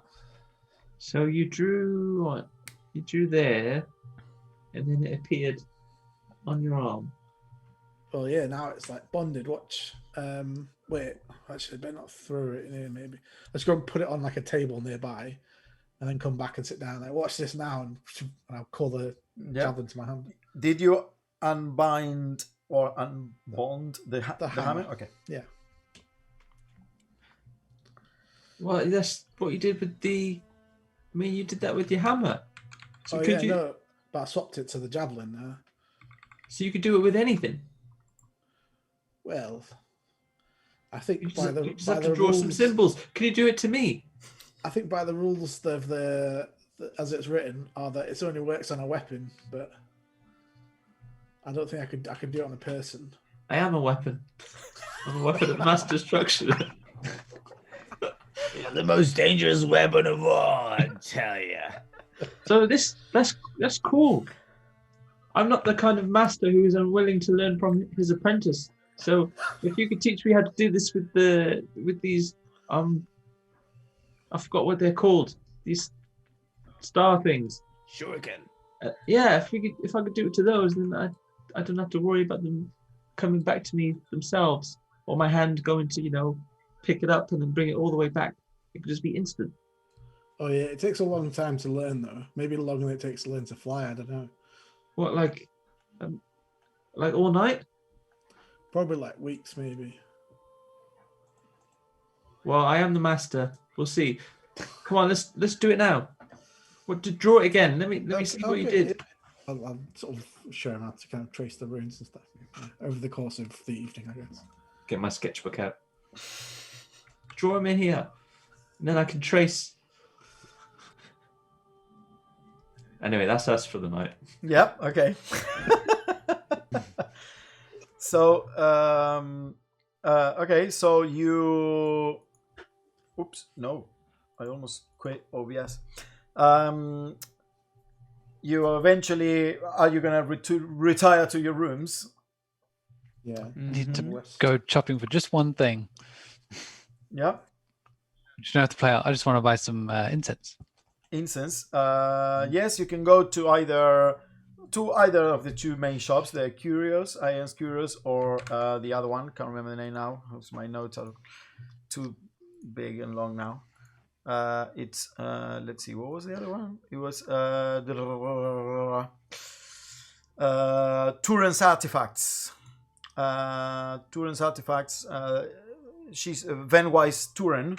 She's the halfling. So I was going to go back to where Reichsworth is being kept. I would have thought they would have had Oh, it there. okay, yeah. I'm the apothecary. Yeah, you can buy them from them. So you're gonna buy incense, however much you want. Just 10 gold, and then I'll just have a nose in on Reichsworth. I'm assuming he hasn't changed, and then I'll. No, head you back. notice that the like kind of like black growths that follow the veins essentially is diminishing, and one of the nieces just informs you that the body is healing, it's working, but his mind is still unresponsive. That's all you know. So you'll reconvene. You will have to pay for your inn tonight, because obviously Jin, I can't keep Jin like financing you. Oh, what else is he good for? He's not contributed to the party any other way now. So. Wow. Okay, so a single room is 1 gold piece.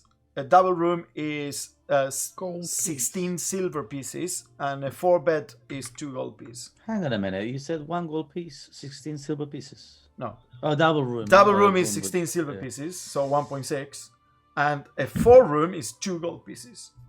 So if you want to all 4 to be together, it's only 2 gold pieces. I'm sure the prices weren't this expensive when Jim was paying for it. It's the only inn in the enclave. It's I'll pay for a room for all of us. all right, 2 gold pieces. So you all you gather all your stuff after a long day of winding down, essentially, and you wake up the next day. Again, breakfast is included. You wake up the next day, which is the 6th of Blossom Tide. Does there happen to be a brass brazier in the tavern? A brass brazier. Yes, they certainly are. They use them for like lighting, for lamps and.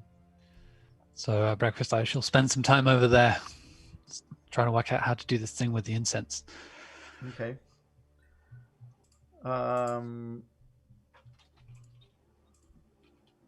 Yeah, you start setting it out. I'm assuming you're casting Fan Familiar?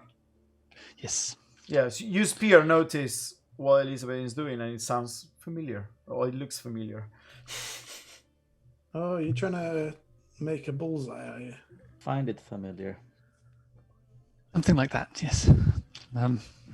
What are you going to go for?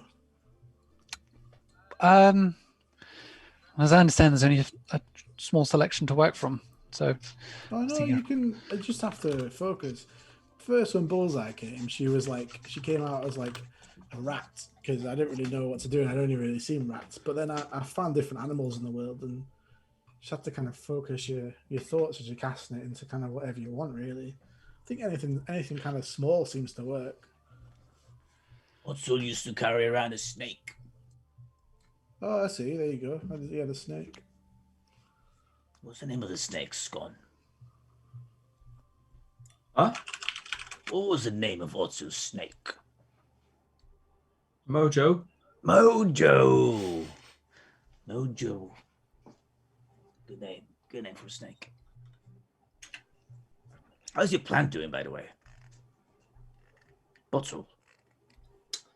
I think he's got little arms now.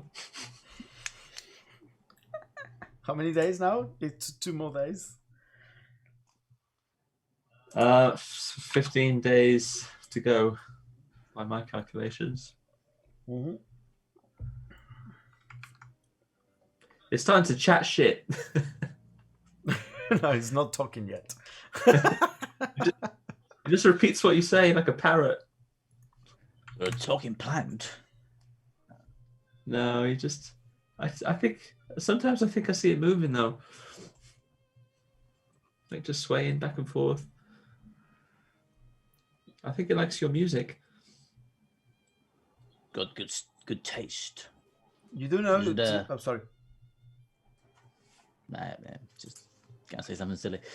You do notice, Con, that in the morning when you wake up and there is a bit of light entering via this like tower that kind of like illuminates the whole cavern.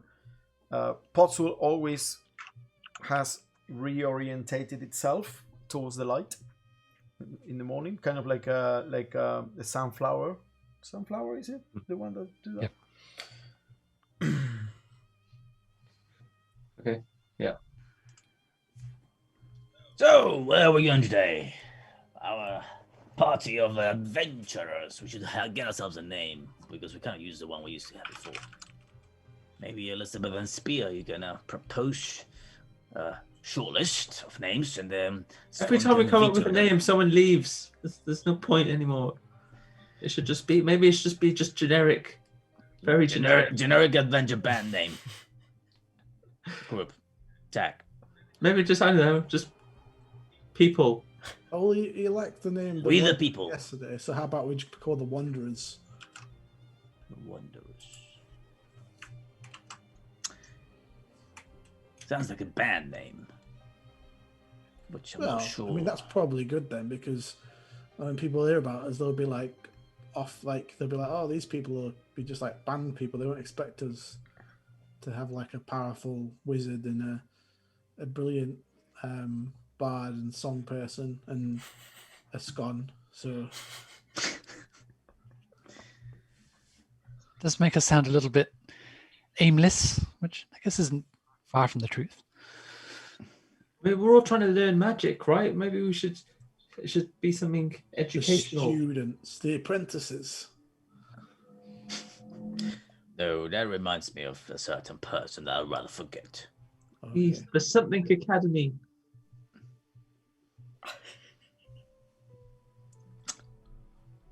I don't mean something. I mean we put something there instead of something, but have academy afterwards, because we're like, we can go around learning and teaching.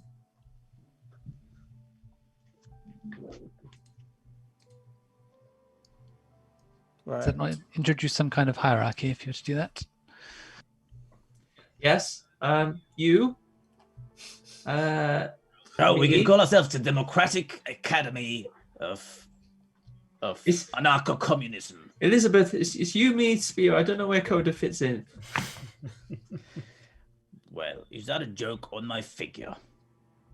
Because that is rude, Scone. No, I just mean because, I mean, you kind of do your own thing, but we're all trying to learn. Well, Elizabeth is just learning in general, and then I learn off her, and then Spear learns off me, but you just, I don't know, you sometimes wave swords around, and you sometimes play some music. I was going to ask, you keep having all these musical instruments.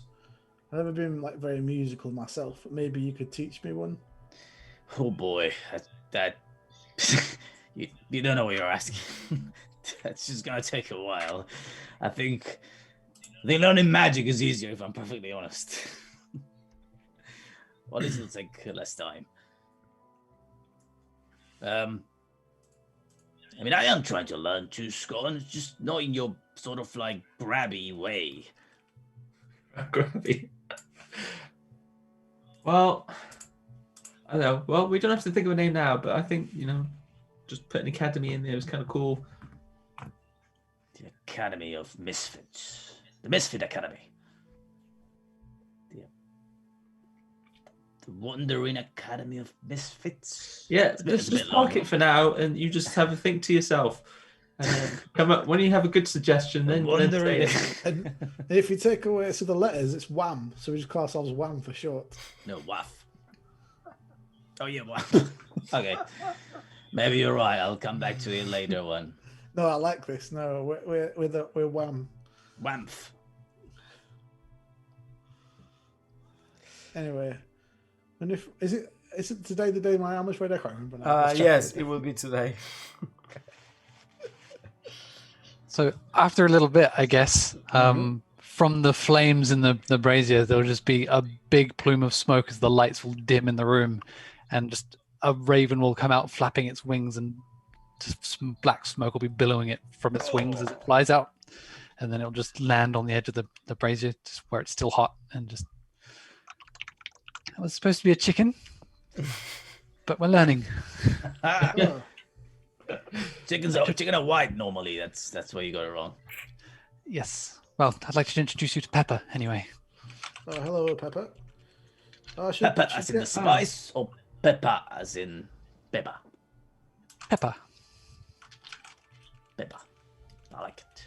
Well, if we're going, I suppose there's any point in leaving Bullseye watching over Raxworth. I guess he's probably going to be there a while, is he? So, Is he still asleep? Can you check? I mean, were we in the 100 range of? No, not at the moment. I'll 2 seconds. I've run out. Yeah, the moment you feel the presence of Bullseye, it just tells you that there is no movement, and this place, but it's happy here in this place because there's so many like little creatures and bugs and things like in the rock and around and eating off the fungi and whatnot, that it's having a great jolly time just eating like random bugs. We're gonna have to go soon. Do you want to? Can you come back to meet us in the tavern?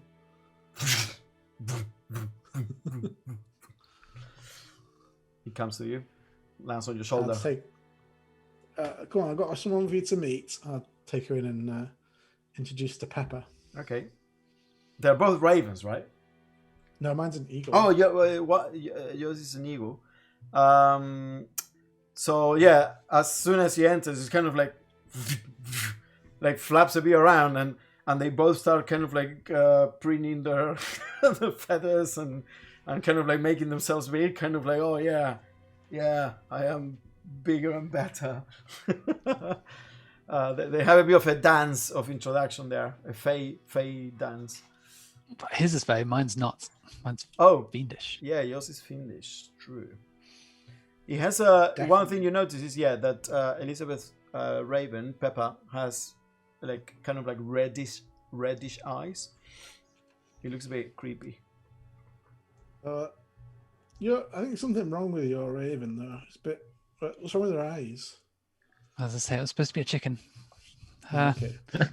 Next time, perhaps. Oh yeah, I mean, keep trying. You're just learning like everybody else.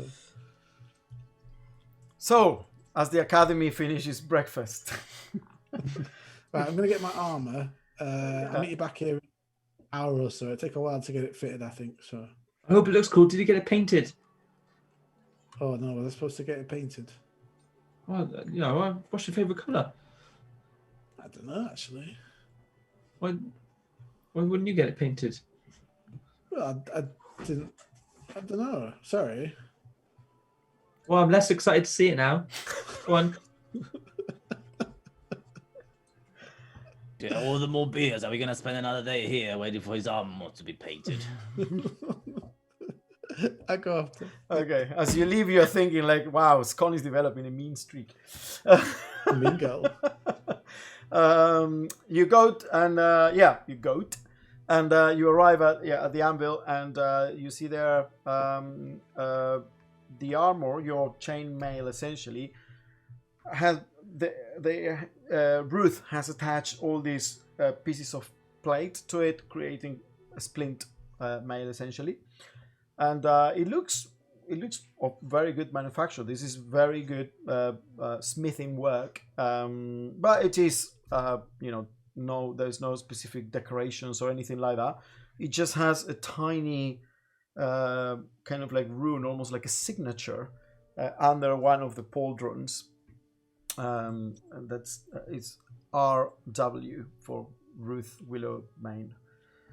And he's like, well. I mean, I know that you can't quite try it on. You do that thing where you incorporate it, but I hope you're happy with it, Spear. It looks brilliant, yeah. Yeah. And you know that I'm always happy to work with everything that you can bring to me and materials and whatnot. I hope to see you around again. Oh yeah, thanks very much. Yeah, do you mind if I put it on in the back? No, for sure. I mean, it's you you need your privacy. I don't mean to assume anything about the Warforged customs. Oh no, it's fine. I don't mind. You know, I mean, if you want to give me a hand, it'll be a bit quicker, maybe. I don't know. Sure. And you start like kind of like you open like pieces of your body, and she helps kind of like putting the splint and the mail inside, and then you close it. And over some time, she actually finds the process quite interesting. After some time, the armor is all incorporated in your body. Oh, brilliant. Right, okay. I'll have to go and sort out the bandits then, I guess, eh? Well, I'll let people know where to come if they want good armor anyway. Yeah, certainly do that. And good luck. You too, and good luck with the dog. Yeah. Did you see them dogs then out there then? Oh yeah, we saw, I think it was some in the dark, maybe. I didn't see them because it was too dark, but apparently they were there like roaming around. But we didn't get one for Scone though, because, you know. Yeah, they're tricky. They like to be free there. Fair enough, eh? Anyway, Well, really good to see you. you too. Bye. Walk back to the... Yeah. You notice that Spear looks way bulkier, essentially, like he did before. He looked very skinny and dressed almost when he, this couple of days while he was waiting for the armor. Well, I mean, it's something. Kind of look the same as before. It's quite something, Scone. Yeah, just put more thought into it next time. Just think about the end goal, and how you want to look, and then have some ideas and some imagination, and put that to the next one. That's all I'm saying. Everyone is visual about visuals, Scone. Maybe what did you put it's into about other your things. outfit? Look at your outfit. I mean, I bet if someone fired an arrow at your outfit, it'd go straight through. So you bet you didn't think about that, did you? Oh, my boomerang's painted. Well, whatever. Spear, come on, don't put yourself at the same level of the kid. Well, he Better than started this. it, didn't he? I mean... No, nothing. I already had this dynamic before. It's not happening again. Sorry. Yeah. Right. I guess we're ready to go then. Should we go and... Where are we going? I forgot where we're going now. It's been a whole day since we talked about it. Well, I mean, I think the plan is to take the road southeast to White Barrow, but we should stop on the way there on that abandoned tower where the spirit of that elven warrior forsaken and with its unfinished business. Wait, if we're going to leave before Reichsworth wakes up, shouldn't we? Well, I mean, they're going to have to contact us as soon as he wakes up. How are they going to do that? Well, we can come back in a week or so, I guess, and see if he's all right. But by the sounds of what they were saying, it's going to be a while before he wakes up. He doesn't look very good, so... I know, but what if we don't come back? I mean, we just need to make sure there's something in place that they can contact us. Well, We can contact them. Yeah, Elizabeth said she can speak to him in his mind from far away. Okay. Or I can speak to Delone, and she can tell us. Okay, I trust you. So, you go get your mounts, your horses. I assume we'll quickly need to just... I mean, we don't have to go shopping for it, but like Spear. water and food for the road. Yeah. Yeah. Yeah, exactly. Yeah, just write down however many rations you want to take. They cost 5 silver pieces each. So just write it down. And you can put them, you can flag it as in the saddlebags of the horse, so it doesn't count towards your weight. So you can have as much as you want weight-wise, essentially, because they weigh so much. They weigh like 1 kilo each. Is everyone else taken? So you just have the gold's worth. Elizabeth doesn't have a horse. I don't have a horse. Should get you a horse, Elizabeth. Sorry, you can have my horse. Here you go. I can walk. It's fine. You're gonna Yes, slow us walking. down. We can at least share. Well, I think last time I was on a horse, it was a bit too heavy for a horse. I think. I imagine you are quite heavy. You notice that Spear's horse is quite stocky. He appears to be some kind of draft horse that is, solid. But obviously, Koda, you have one of the horses that you took from the bandits, one of the riding horses. Mhm. And Scone, you have... What horse do you have? I have a spear. They were sharing horse before. Yeah. I just spear's just gonna carry me. I'm just gonna murder him. Is it a regular horse and a draft horse? Yeah. Okay. So And then Well, there is a mule. You have Odzul's mule.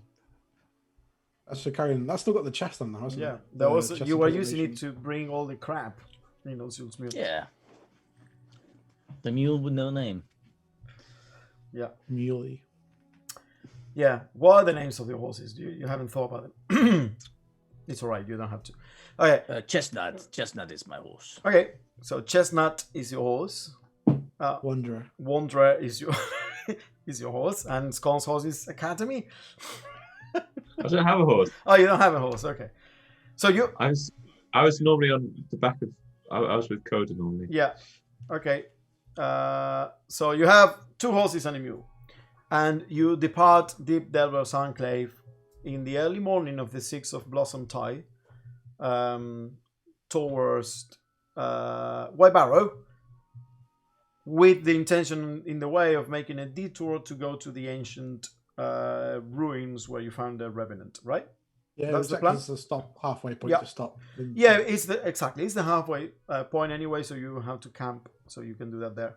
So let's take a break here before we resume there. How long do you want? 10, 15. 15? Yeah. Okay, meet at 1:45. Cool. Cool. All right, See you soon. Catch you in a bit. in a bit. bye.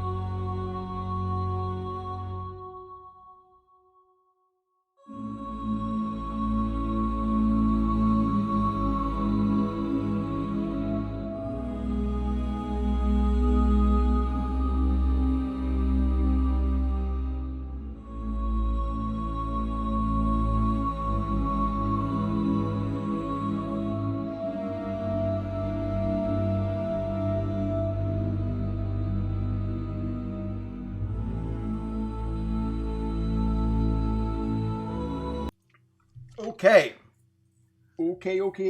So you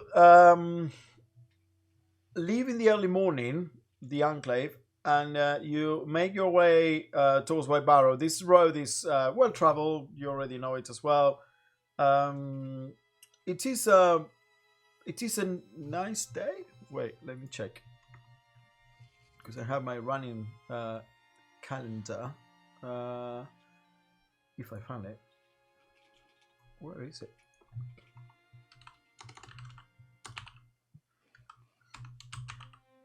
You can make it up if you want. No, because I already did the whole thing, so I prefer to. If he says it wrong, and the next day there's going to be like crazy storms because of all Yeah, the... exactly.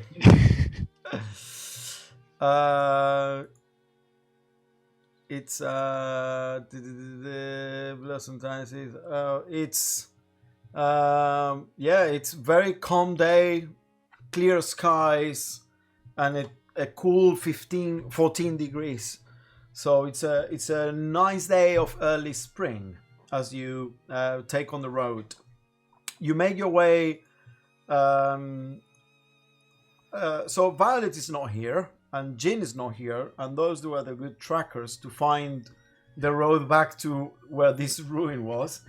But Wow. What about the jack of all trades guy? That's what I'm about to say. Because you were already there and you had to deviate, take a detour from the road, make a check with advantage, survival, to see if you can find. I think the ruins were this. 17 and 19 plus 2, so that's 21.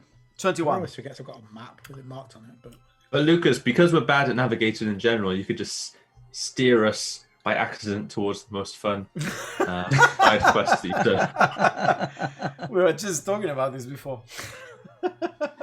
About having to decide where you want to go. Find a chair. Yeah. So you sorry, and I forgot. Spear, you actually had marked it in the map. So with that would have given you advantage as well to find it again. So you have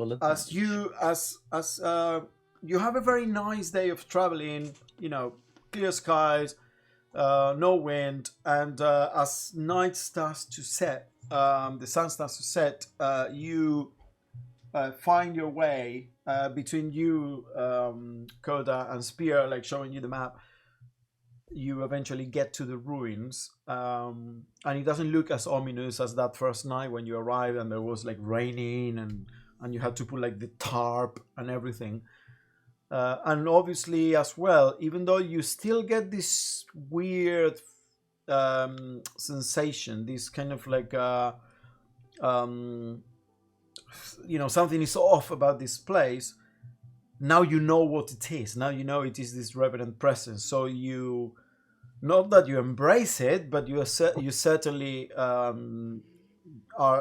more at ease with what that feeling of this creepy feeling is. Except for you, Elizabeth, because you hadn't been here, and you definitely feel that there is something odd about this place. And there is why the fuck are these guys specifically looking for this one with a map? Because there's certainly an uneasiness about this whole area, that this kind of like creepy, goosebumpy thing going on. What time is it when we arrive there? I'm gonna say it's about like 6 p.m. It's already like orange sunset. We're just gonna look out for that. For Helfrith, it should be around here somewhere. For what? Sorry. Helfrith is like a elf ghost. Helfrith. Yeah, that guards the area, but he seems all right as long as you're not trying to like do anything bad. He's pretty. They're called Blade Maidens, and it's a revenant creature. His old captain basically ended its life unfairly. Actually, it was his friend that didn't. And anyway, he wants to exact revenge on his captain, but obviously the captain must be long dead. These are elves we're talking about. Right, and so we're just going to speak to him for now. Oh, we can stay in there's like a tower we can stay in as well. He's happy for us to stay there and stuff, and pretty safe to stay there. So. I mean, that one. Oh yeah, that's the one there. Yeah. I mean, it's a bit dilapidated, isn't it? Oh, it's all right, you know. Last time we were here, it was raining like crazy. Look at this. Perfect day for a night out. See how long it lasts, I suppose. So does he come out during the day, or do we have to wait till night time? Well, last time he just appeared at the middle of the night, so. Alfred! Alfred! No, Helfrath! Sorry. No, that's Halfred. You were right. It's Halfred. Alfred! You start walking around the tower. You notice nothing much has changed. It is odd how this place is almost like in this kind of like stasis in terms of plant growth and whatnot. It is overgrown, the tower, but it doesn't change that much. And you start walking around and you have like this weird feeling of someone looking after you, but no. I'm gonna walk around going like, the power of Akkus compels you! The power of Akkus compels you! Is he coming out? Nope. Right, Not working. Gonna get the little you stay here. Just put the bug on that. The wall smoke. You stay there. Light, brilliant. Put a fire over here just so there's nice and light over this bit. Let's build a fire just kind of outside of it. Yeah. I mean, remember the tower is kind of like half collapsed, so there is like a semicircle only, and the first level, like essentially the roof, if you're on ground level, is also half collapsed. So you can kind of like set a fire there. You know, you have a wall behind you and then open air in front of you. And you start settling in. Remember to mark down your food and rations and whatnot. Tell me what you're going to do for watches. Halfred doesn't show up for the time being. If we're setting up camp, I'm going to set up camp as well. So I'm going to start placing stones out in a square shape on the floor. And just like we're going to sit in front of that for a couple of minutes. Just like cross-legged on the floor. Where are you doing this? Are you doing it right next to the half-collapsed tower or a bit further away? So near the fire. So if you were to come out... Okay. So just start like chanting with just this 4 like points marked on the ground. Are you trying to learn a new spell? Just trying to set up camp. I'm a little bit uneasy sleeping outside. I don't have a tent anyway, so. What do you mean set up camp? Normally we have to do it the old-fashioned way, you know, just pick this up here, put this in the ground. I wasn't very good at it at first either, but it never just did it by itself. You know, put this in here. Well, this isn't doing it by itself either. If you could just give me a little minute to concentrate, I'll have a camp. Oh, you're using your imagination. This is good. Okay. Well, we'll do our camp next to this. Okay. As you are all preparing to and going through the motions of setting up camp, you see Elizabeth is just sitting there on the ground, and there is almost like an outline of a structure, but just little stones. And then suddenly the stones kind of like one of the stones kind of like goes and climbs on its own on top of the other one, and then the other one. Exactly what I was imagining. Elizabeth, if you wanna describe it, I had my own mental image, but if you wanna describe it. So the stones will start stacking up on top of each other, like Lucas said, and they'll just start building up. Just a whole building will start appearing before us. Goes up 2 stories high, and then starts to build into a roof as well. So it looks like an old, like British brick cottage, and then where the door should be just kind of flashes white, and then there's just a wooden door there, which is the door knocker in the middle and a handle. How big is this thing? It's 2 stories full. It's like 10 foot wide, 10 foot deep. It's a square. It is a square one. Okay. So yeah, Oh, you see and- this beautiful brick tower, 2 stories tall, and it just kind of like started slowly, and then it started accelerating, and the What in rocks the name were of jumping. Helath is this? Well, that's what we should learn next. Forget about flying. We could have a home come out of nowhere. We should have found her earlier. She would have saved us so much trouble. This is incredible. Look at that. In the upstairs windows, there's windows on both floors, like big windows, and on the upstairs ones, there's little window boxes as well. It's on the outside. No more manual labor. No more manual labor. How many beds has he got? This was laborious for me, and I didn't plan that in advance. I only have the one bed, unfortunately. But there are 2 stories, and you're welcome to stay in the downstairs. There is a living room. I can show you around if you'd like. Yes. Oh, yeah, all right. Yeah. I'll open the door. It's like kick my fire over. I don't need this anymore. As you go in, there's like a wooden floor, like shiny and clean, with a sofa on one side and just a shea lounge on the other side, and a fireplace at the end. It's quite close together because it's not the biggest space, but it's very cozy and warm inside. And then the far right corner, there's like a little ladder that just goes upstairs. So there is no stairs. There's just a little hatch, and that is just very warm. And in the center of the floor as well is a little coffee table with a chess set on it. That's like mid-game. There you go, Scott. You sleep on the coffee table. I'll take the fireplace. So, is this like protected against the outdoors then? It's made of brick and glass. Okay. So what happens if like a monster wants to get in? They break through the brick or the glass. I suppose the glass. No, okay. So say that. I mean, it's worse. I'll stand guard It's by the worse than a glass. then. tent. What if a monster wants to break into a tent? As I understood, we weren't in danger here, so I didn't think to. I mean, I can build it more fortified if that's what we wanted, but it's a little late now. No. This is fantastic, Elizabeth. Scone, show a little bit more gratitude, eh? Does it have a map room? No, I was talking to Spear. I wasn't insulting this. I mean, Spear was asking, what if a monster attacks this? But he never asked, what if a monster attacks a tent when we're about to sleep in a tent? It's ridiculous. You're ridiculous. Oh my God. I spoke about this, Spear. Come on, be the bigger man or the bigger robot. Well, but okay. I'm ridiculous. There you go. But this is amazing.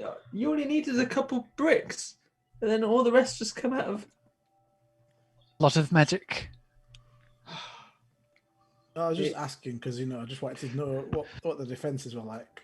But yeah, I mean, there's better vision from upstairs, obviously, with the stairs. If we wanted to, I could have done arrow slits or whatever. Also, there's the option of an observatory upstairs, but I did go for the bedroom. Just force of habit. no map room then. No map room. Okay. Maybe next time. By the way, as Elizabeth said, it is quite cozy. It's only 10 feet by 10 feet, so 3 meters by 3 meters. It's not a massive room. So, for the 3 of you, you can certainly make enough space down here with the coffee table and the sofa and the fireplace, so you can sleep on the ground and obviously there is the ladder leading upstairs to Elizabeth's library. Well, boys, looks like our adventuring just got a lot more comfy. Thank you, Elizabeth. This is quite something. It does get too cramped. Of course, just take this furniture outside. It'll dispose of itself, or you can sleep on the floor upstairs if needs be. Can you give it legs? The house, the tower. I've never tried. I don't think so. And then we can just be in here, and we can just get to our destination without actually going outside. That does sound very convenient. I think that's a little bit above what I'm able to do at the moment. Or maybe then we can. First stage would be legs, and then we get it to fly. Okay, there's a lot more imagination that could go into this. This is amazing. Legs, right? I wonder what Halfreth thinks about this tower by his tower. Oh yeah. Well, I'm sure he'll turn up at some point. I'll stand by the window in case he turns up, and then I'll Okay, he has to be invited in, remember? He can't just stroll in. Can he Yeah, not? that's true. I feel slightly awkward now that I've built something on his land that he might not be able to enter. Maybe just leave the door open. Let's put a sign outside that says, like, residents welcome. Well, not all of them. Seems too broad. I'll leave the door open. Maybe there's the fire out there anyway. We can have the fireplace on in here. We can just sit on the sofas until he arrives. I'm with me. Okay. So how are you gonna settle down to sleep? I'll stand by the window with bullseye on my shoulder, Okay. just kind of deactivated, just looking out the window. I mean, it's a square, so there are 4 walls. You have 1 door and 3 windows, I assume, Elizabeth, on each wall. There's only doors on the front Yeah. for the moment. So there's like one either side of the door, and then there's 2 up in the bedroom as well. Oh, okay. Just like So it's also the windows also look towards the side of the door. Yep. Okay, so you stand there, and Koda and Scon, are you? I'm happy anywhere. Anywhere in here. Yeah, Better than that. yeah. It is dry. It is warm, and there are no like grass and bugs. You have to put your sleeping bag on. Oh, it's attunement time. Thunder stuff, here we come. Okay, I'm gonna sleep holding the thunder staff. Holding it. Okay. Just thinking of all the cool shit I'm gonna do with it. Yeah. Elizabeth, what are you doing? I don't think I have anything specific to do right now. I guess I will send a message to Delone Mm-hmm. and just say, good evening. Just thought I would check on Reichsworth. Any news? Hi, Elizabeth. I'm sorry. I'm not sure how this works. He's almost completely healed up. I still not awake though.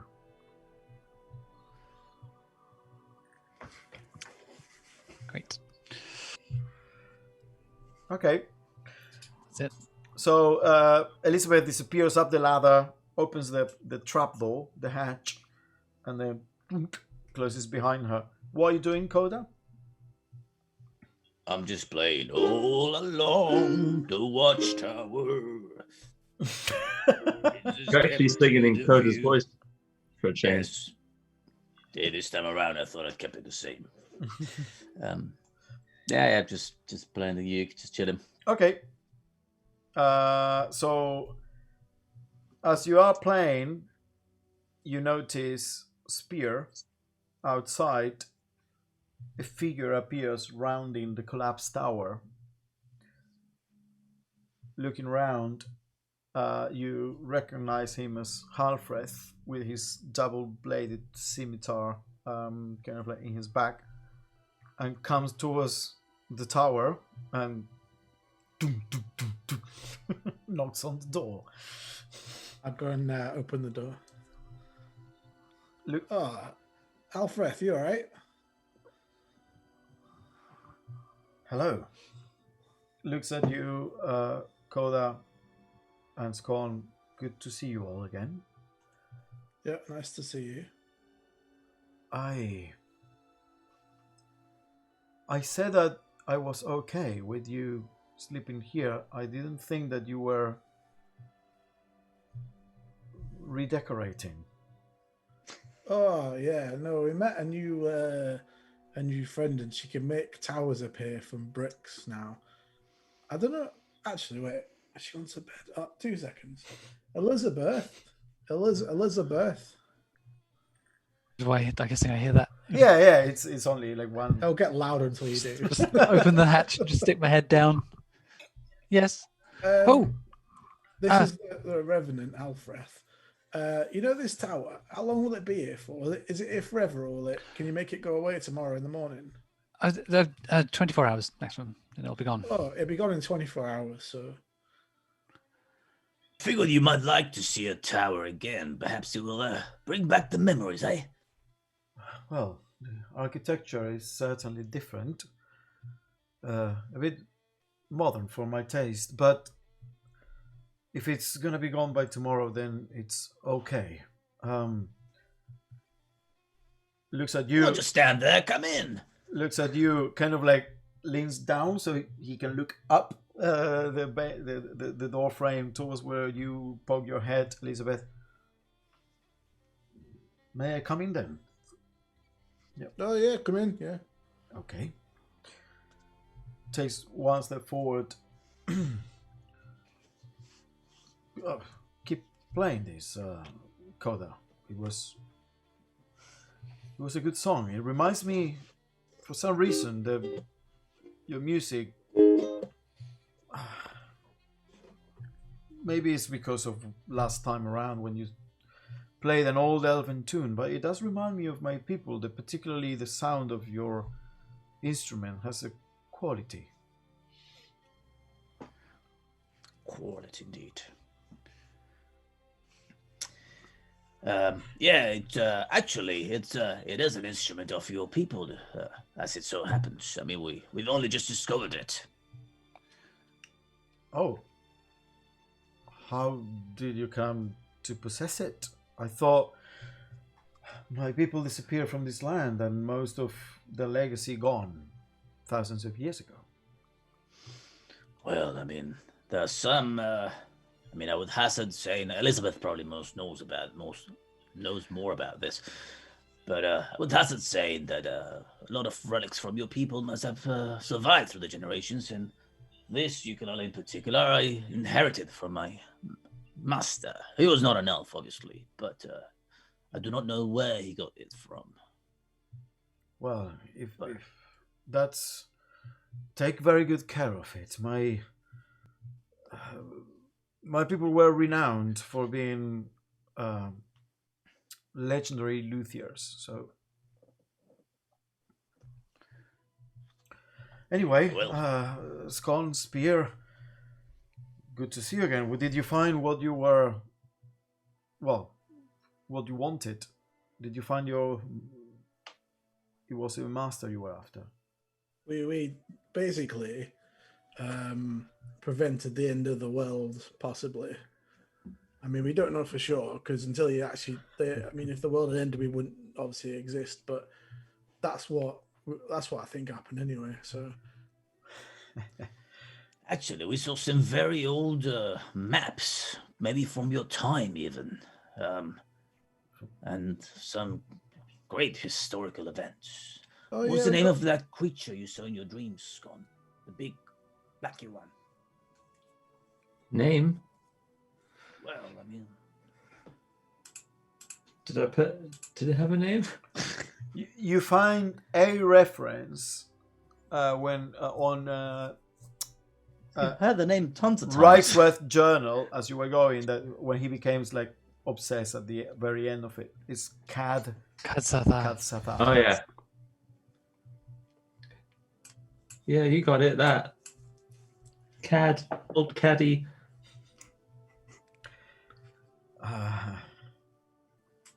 It doesn't ring a bell, no.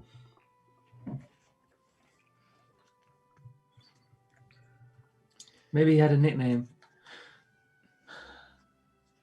Big eye in the sky, all the eyes. Eyes?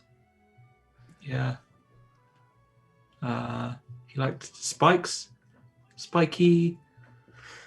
The mountain beast, trapped.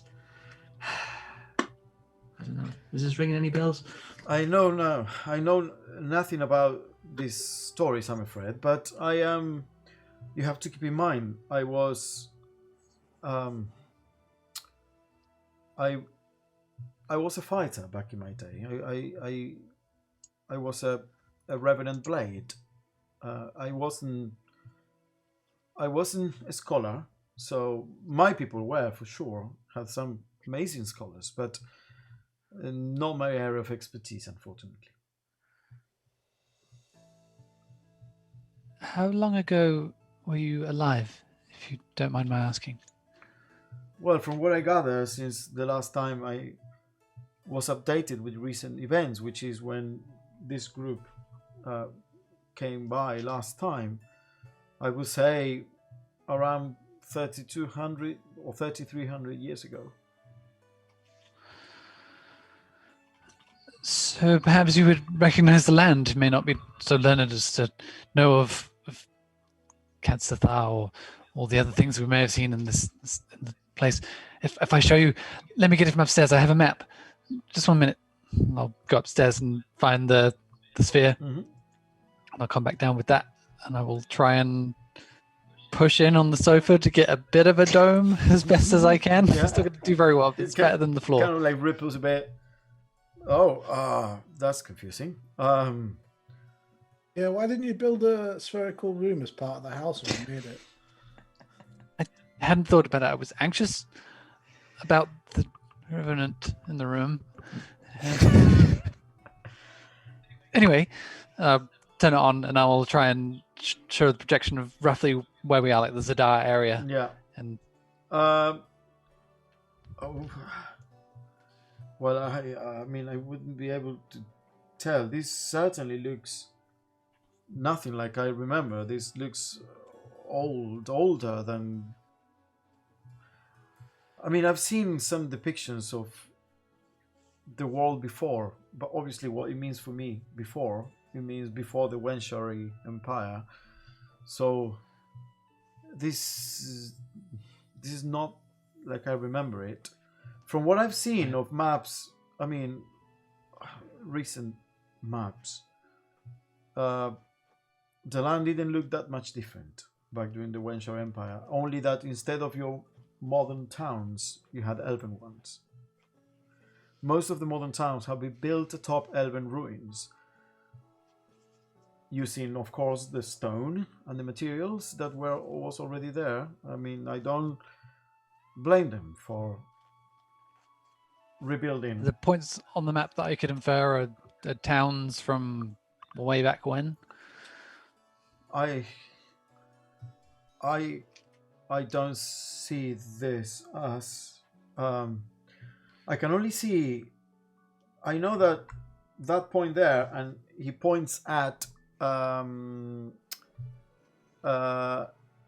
capital of the Nakir of Nakir, and it says that one there, and in your map that is shown as a major point of power, and it says that's where one of the major elven cities was, and you know that in modern day that is where the capital of Nakir. Okay. Oh my gosh, there's too many questions. So where are you from? You're from here? Well, not exactly. My order had. Well, we trained, and we were an elite group of warriors, and we train our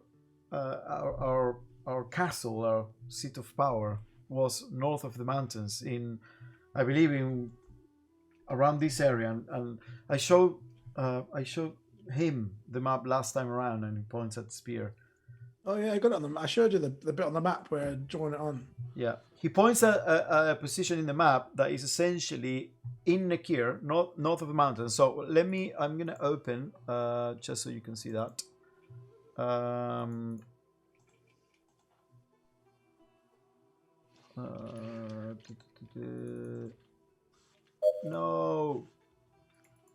No, I fucked up.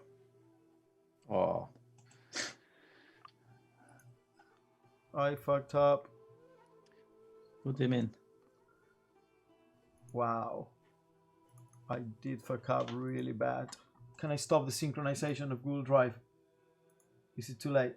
You deleted something or? It has that Oh issue with fuck! Google You're already Drive. synchronized. You can go on Google Drive and you can undo it. Be history, weren't they? Yeah, have a history. I overwrote the main map of the world with the detailed map of Zadar. If you need to stop the stream to have a mental breakdown, it's okay. Oh my god, that's literally hours of work if I cannot recover this. It looks like Voria turned into Zadar. The world is gone. The world got a lot smaller. I thought we'd fix the problem, but apparently we didn't do a good enough job. Map's fucked anyway. Manage versions. Manage versions. Oh yes, it has versions. God bless Google. God bless the Googles. Where is it downloading? Oh, I downloading it to my download. Oh wow! Thank you, Google Drive. Thank you. Pretty good, pretty simple but good. Let's see. what do you Let's call see if this? it opens. Functionality. Come on, come on. Tell me it's you. Are we gonna have a world to play in? We'll have a world to play in. Let it load. Yes! The world is back! World is saved. We've saved the world again. Level up. Thank you. Okay, so basically, you're here in Zadar. Remember, it's like that. It's this tiny area, which is bigger in the other room, in the other map. And he points at an area around these mountains here. So, like, just north of Zadar. So, Kiram. No, it's not Kiram. It's I renamed that. I don't know why it's still wrong. It's Kiria is the capital of Nakir, and in this mountain range here, kind of like straight north from Zadar, northwest a bit. That's where he says there used to be his the kind of like the seat of power of the Revenant Blades of the Blade Singers of the old Wenshari Empire. It is now modern day Nakir, and it was kind of like a castle there in the mountains where they would train, and there were like these elite warriors that lived and trained here. You can think of it kind of like if you play the Witcher games, kind of like the Witcher fortress up there in the mountains. Yeah, that's essentially. He points and says, "Well, I know that modern day, it's gone from what I heard, but that's where it used to be."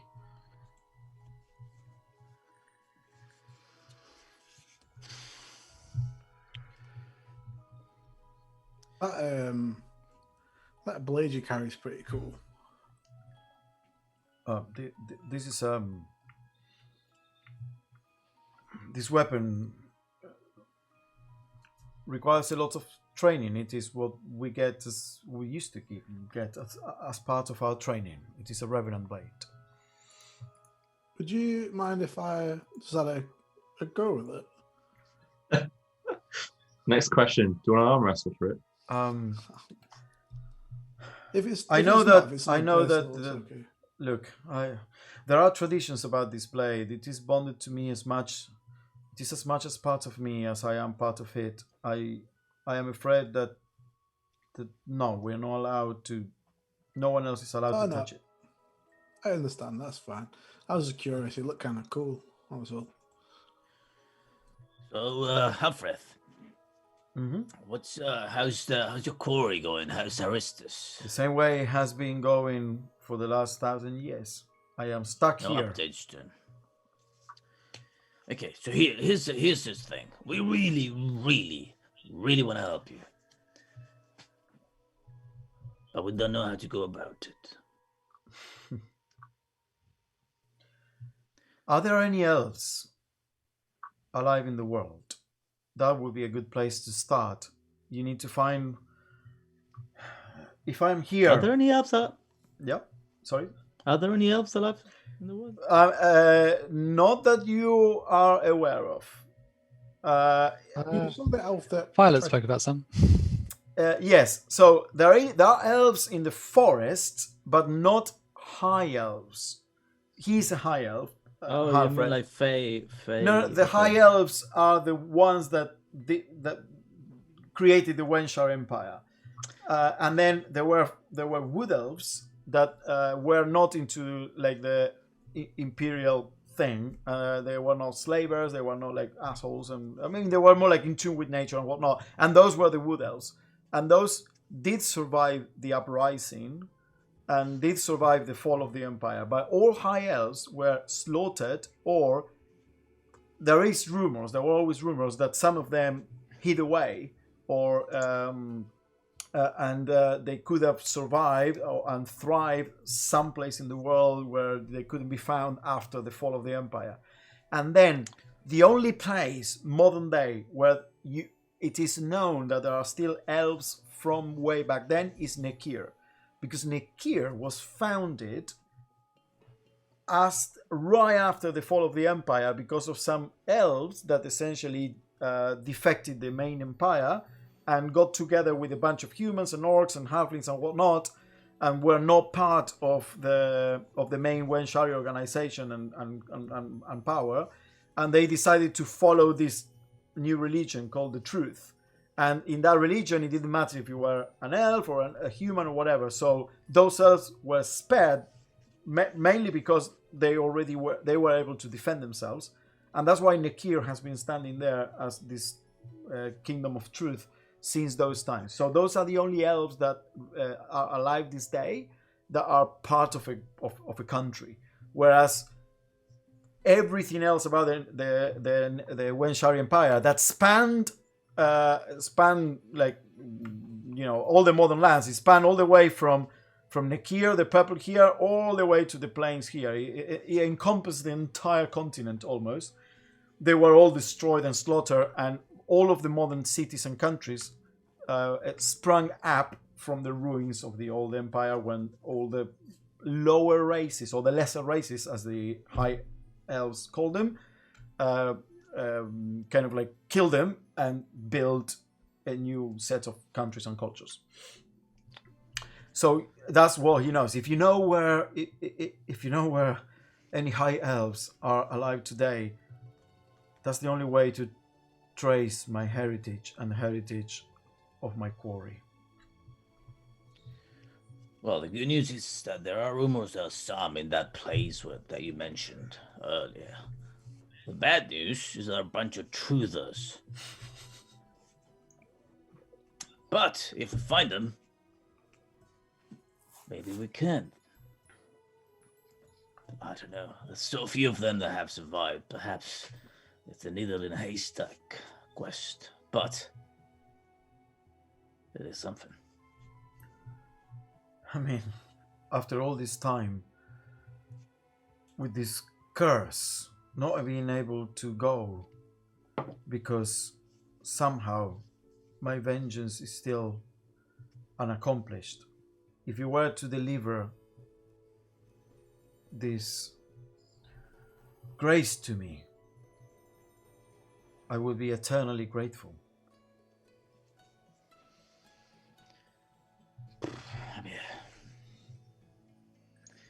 We will,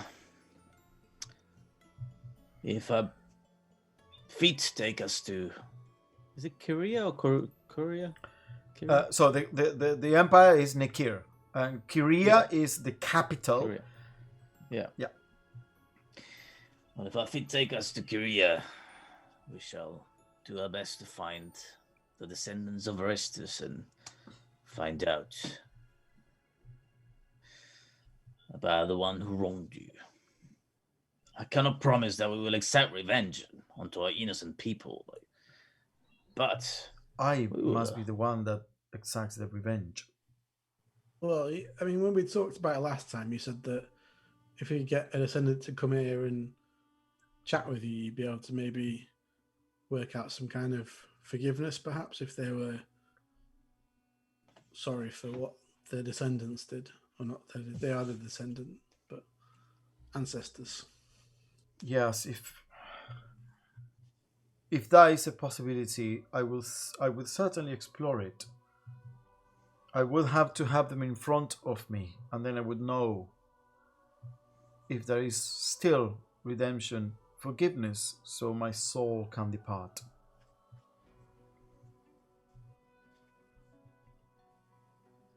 Well, like I say, we'll certainly try and help out anyway. Seems like a most worthy cause. So, but yeah, I mean, I guess we better get back to resting, though, if you don't mind. Very well. You can rest safe here, not only because you just built this tower. No creature will come to this place while I am here. But by the way, Alfred, anyone else coming around the tower or roads? Seen anyone lately? They stay well clear of it. They know to now. Good. Well then. Spear, one last question before I go. Oh yeah, of course. Did you find what you were looking for? How do you mean? You talk about finding your soul last time around. I remember I said you felt like a lost soul. Well, I mean, we found some information about where I might have been. I don't know if the word is born or created or whatever. I don't really know what that means yet. So I'm not really sure. I don't know. It's weird. Like when I found out that there was the possibility to go and find that place, it suddenly became kind of real. And I'm not sure if I'm ready to go and sort of see that yet. No, I don't know. Like it was something that was just kind of like unknown. Do you know what I mean? I don't know if I do, but I wish you the best. Oh, thank you. Yeah, well, I mean, you can come with us, but I guess you're stuck here to this ground area, so. Yes, Wait. Spear, why don't you show him where the ley lines converge, where that Warforge is meant to be? Maybe he knows. Here you go. I'll point like on the map where I've marked off and where we are, the kind of part of the Dwarven Kingdom that I've marked down. Oh, by the way, that is here is north of Naruth, in between these two rivers. You can like walk there in a day. That's not in a day because it's high up in the mountains. It is, and there is no like mountain path. But it is not far from Zadar. That's the reason Riceworth came here and then took the detour. So yeah, it's between these two rivers near north of Naruk-Thar. When you point at it, I only know that dwarves always lived there. That's all I know. Oh, I mean, thanks for... As I said, I was a soldier. I'm not a scholar. I'm terribly sorry if I cannot impart the great ancient knowledge of my people. Oh, no, I mean, like, again, same thing, I'm a soldier. That's why we got Elizabeth over there. She's brilliant. She knows all sorts of stuff. Ask her anything. She probably knows it. This is powerful magic. Well, yeah, I mean... What else can you do? She said you can do anything she wants now. She got this magical harness, so... I can do many things now, but I'm not one to flex my magic, if you understand my meaning. Of course not. Well, thank you. Thank you then for your visit and decided to rest here. If you want to play some more music, Coda, I'll be outside. I would very much like to hear what your instrument produces. It does remind me of home.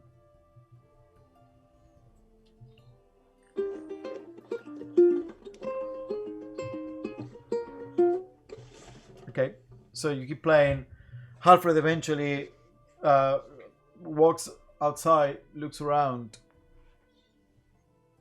You think there is the slightest hint of a smile in his face, and then closes the door behind him.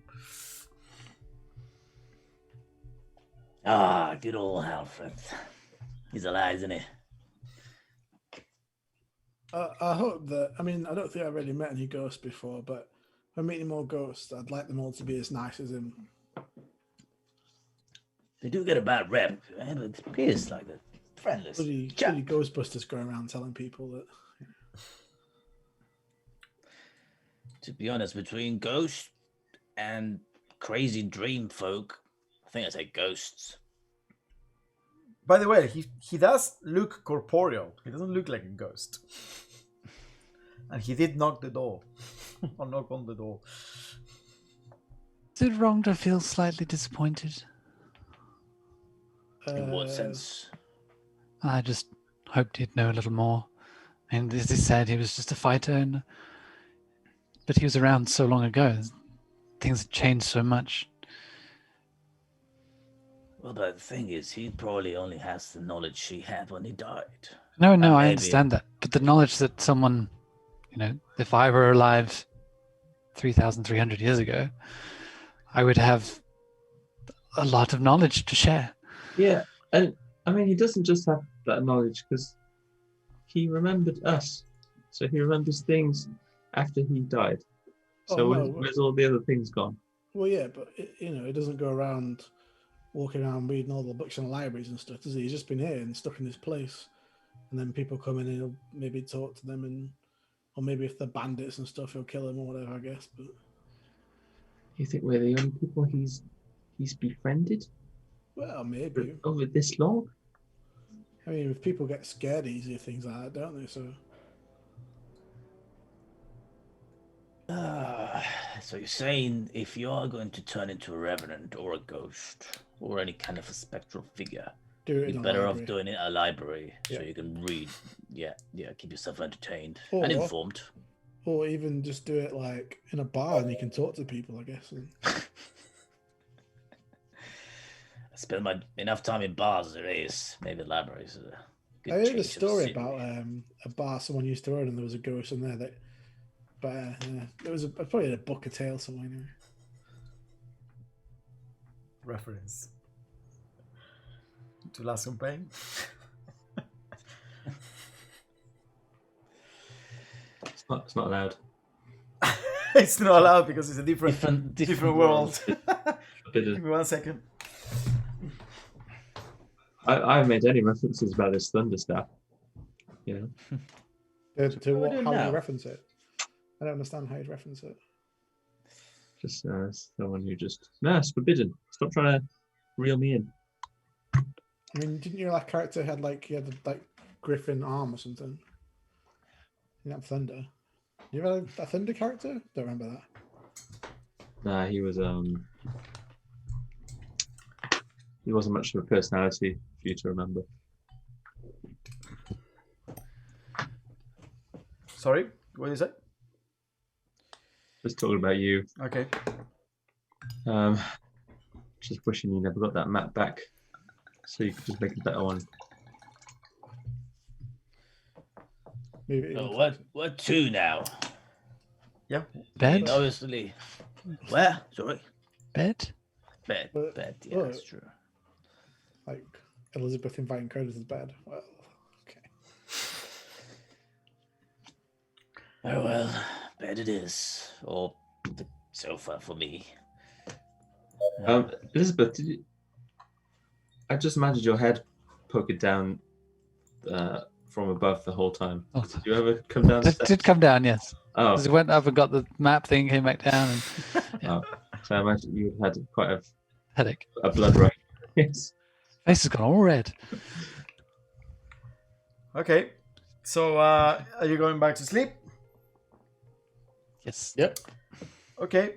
The rest of the night goes by uneventfully, and it is comfortable, it's warm, it's dry, and you feel all very well rested as you wake up the next morning.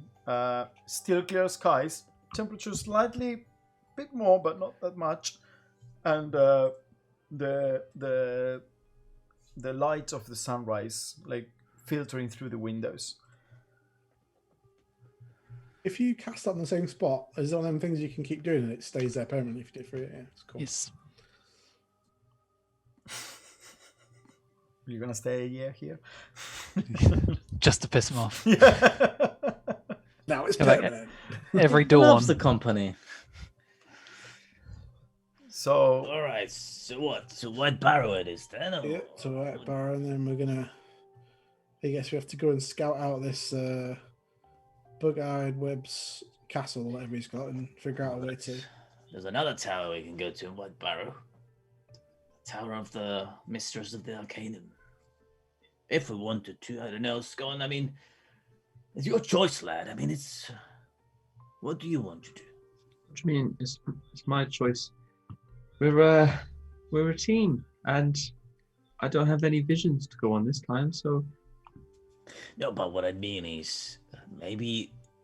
I mean, obviously now we're traveling with a member of the Arcanum already, and we find out loads about dreams as it is. But maybe they have a bit more to give about your dreamscaping, traveling.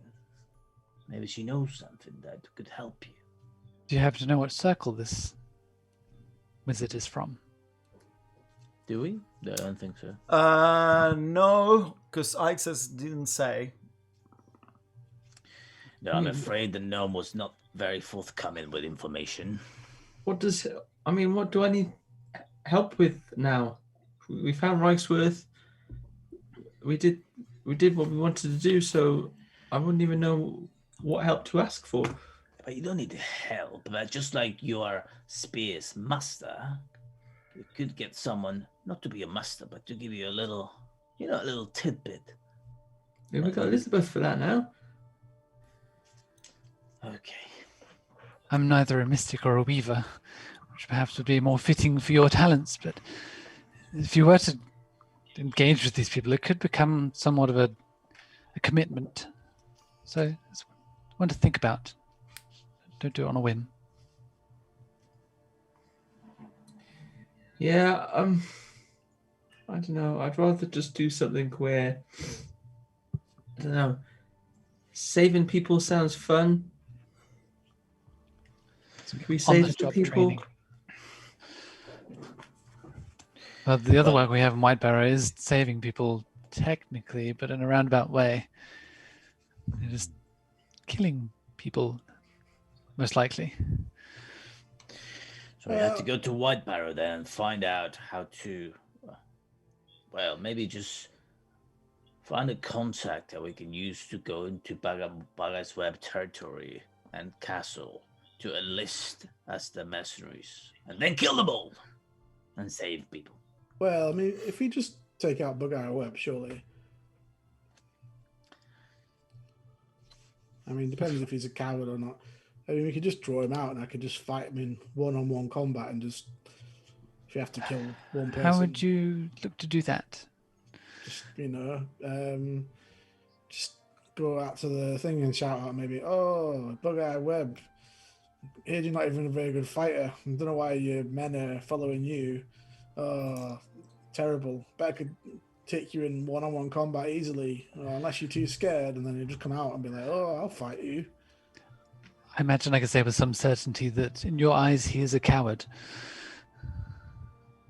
Well, I think all the bandits are cowards, really, aren't they? So There are too many moving parts in your plan. I do want some activity where I can test out this stuff, though. I'm itching to try it.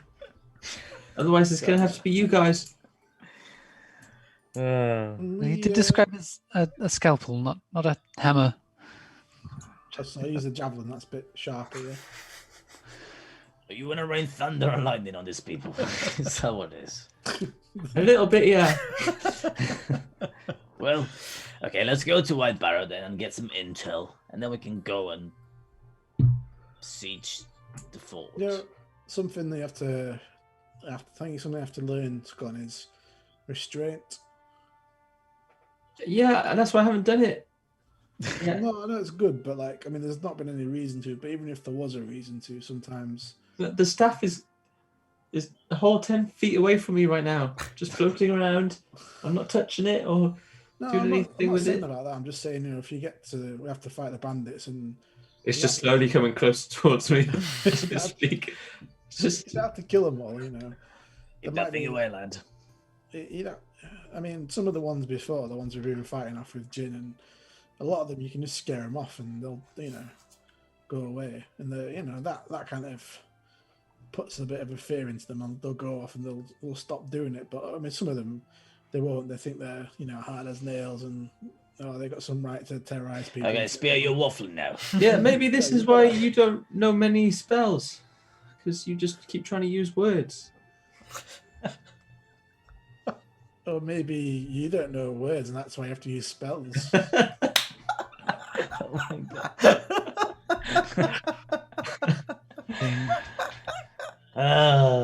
As you go down the road and you're having this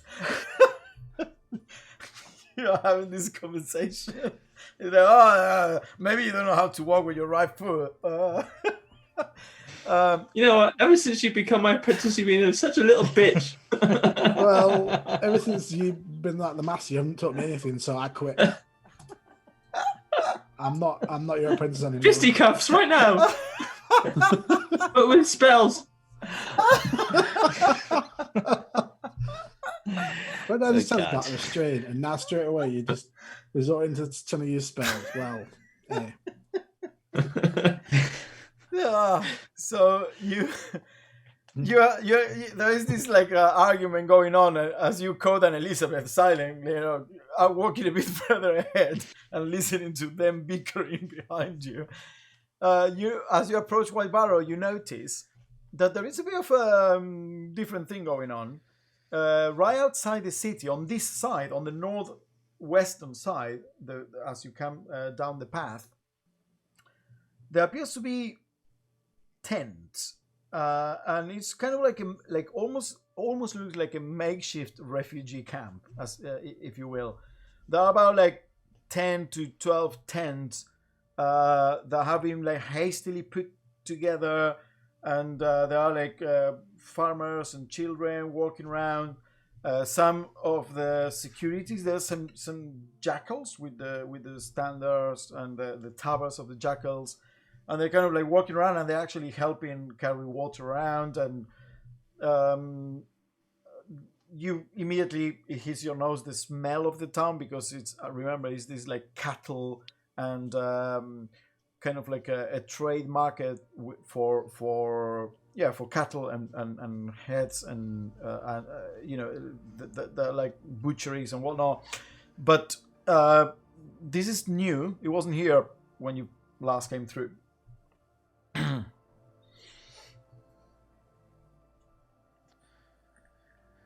This has been about a week at this point as well. Yeah, it's been a week, more or less. I wonder what the meaning of this is. Just keep on approaching, Yeah. I guess. I mean, unless anything. Yeah, you start walking past, and you can see around you. This appears to be. I mean, you've seen this before. It's displaced people. There are not that many. There are 10, 12 tens, and maybe in total not more than 30, 40 people. But obviously they have camped here right outside of town, and you see carts coming and going, and people walking to the town and back outside. This appears to be some kind of temporary refugee camp, if you will. With everything you can imagine going on around it, and the people of White Barrow obviously don't have enough lodgings to keep all these people, and that's why they set up this camp. But they are certainly bringing them water and food and whatnot. So it's not like they are asking for help and they're not receiving it, right? Where do you think they've come from? I should probably ask. Hopefully not from the Hopefully, it's not the war hasn't really broken out, and it's just an internal displacement.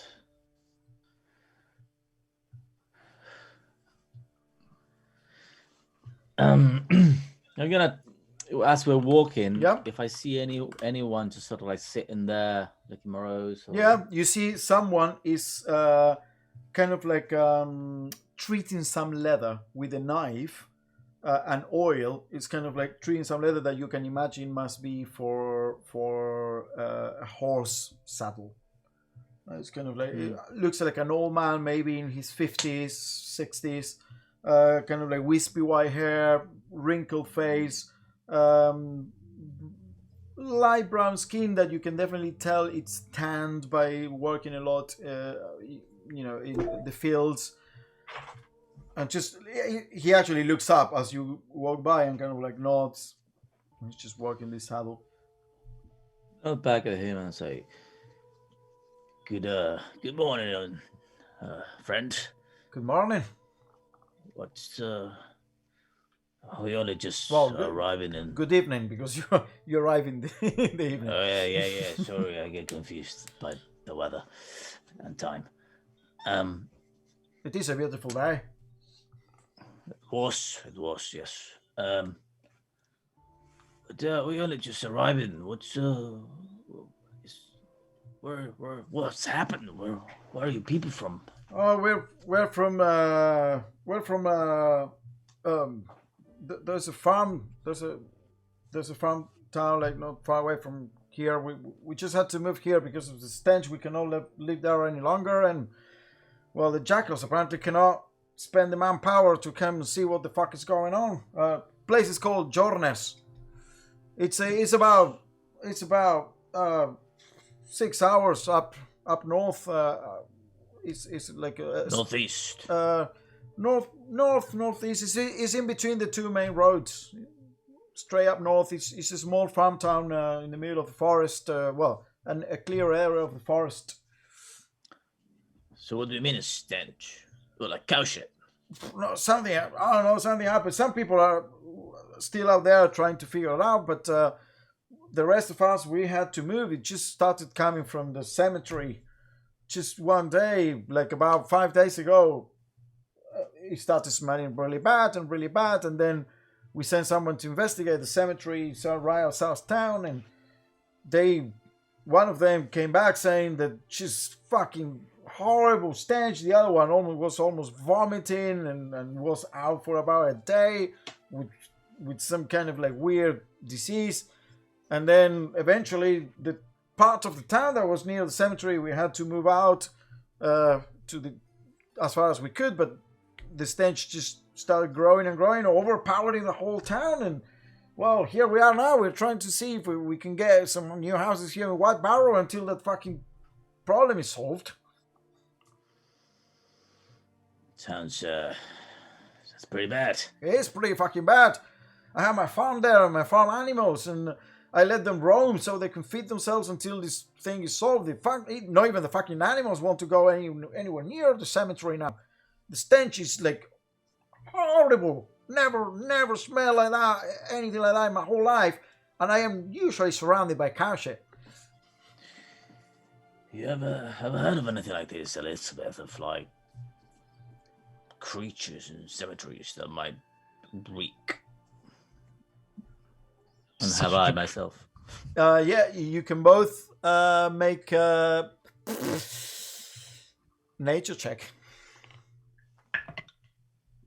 20 non-natural. 10. The only thing that springs to mind, Elizabeth, is you don't have a lot to go on. He's just say stench.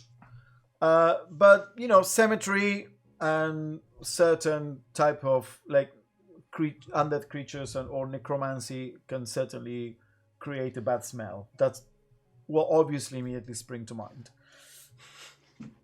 Yep. I mean, I've not had anything like it. Obviously, cemetery, dealing with death. Dead bodies don't tend to smell very good, especially when they're made to move once again. But I mean, the smell stays around the body. Then what should emanate over such a large section of a small town? Sounds like there's a mystery to be solved. I wonder if there is a bounty that might go with that mystery. Bounty? I mean, I guess I could give you a couple of... I mean, do you like cows? We can give you like 3-4 cows if you solve that fucking problem with the stench.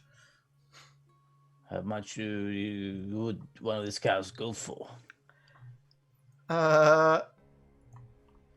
You would know probably. Oh, I don't think we could ride cows. He's a secret cow farmer. And milk them. Yeah, but then they walk slowly. Well, there was a. They're very comfy. Have you ever slept against a cow? No. No. They're very comfy. Like super comfy. The skin is so soft and supple. Then you're into trade goods. I think it's on trade goods. Yeah. I can't find it now. Like a leather sofa? It has a bit more Says give. 1 square yard. I mean, actually, not so too much called give, one but cow, it just, 10 you know, gold like pieces. a bloated leather sofa. There we go. Do you remember that time we had to scale that mountain and we had to jump off? And that was problematic as it was. Imagine if you had 3 cows with us as well. Well, Imagine that- if, to solve this problem, we had to go into a place where it smells so bad people are falling ill. Well, spells don't bother me as much, so I don't mind going There you go. and dealing with Spear it. sorted out. Have you got a spade or something we can borrow? If we're going to have to dig up whatever it is. Don't or worry, something with it. Spear will go in there with his words and solve it all. Just shoot daggers at Scott. Literally. Out of my hand, yeah. Yeah. as you are kind of like talking between yourselves there with this old man, you see one of the jackals comes in with a bucket of water. There you are, old man. Let me know if you need anything else. And looks at you all. Hey there. And just walks. Excuse me, Oh, yeah. who do you work for? It's Holly. Right, okay. I'll just grin. I'll just go back to the group. Gives you a bit of a weird look. Are you from around here? I'm not, no. Well, If you're gonna be staying around here, we could use some help. We have all these people here that are coming from a town. They say it smells bad, and now we don't know what to do with all of them. If you can, looks at you all and see like the horses and all your equipment. You seem like to be, wealthy or something. Maybe you can lend us a hand. seeing as you're being kind to these people, and I've heard some stories about the jackals, I'll give you this information. Fake news. Don't believe everything you hear about the jackals. We are for the people. Where is the Mithril Duchess? While all these people have no place to be? Who's feeding them? Who's bringing them water? Fake news, my man. I will Aye, believe aye. that is the case for many of you, and clearly the case of yourself. But there is fighting amongst the jackals. And I hear that your Holly won't be around for much longer. Make a charisma check. Or even deception. I look at Elizabeth in Yeah, slight confusion. Or it's not. It doesn't that he doesn't believe or not believe you. I want to see how he reacts to him. So his boss being threatened. 18.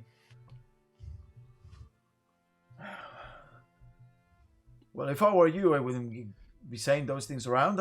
Some people might think that's a threat, Not a threat, a warning. a warning. And who's doing the warning, Mrs.? Well, I'm warning for you, but on behalf of what Julian the White has planned. I daren't say any more. Okay, but, now make a deception check. it's 19.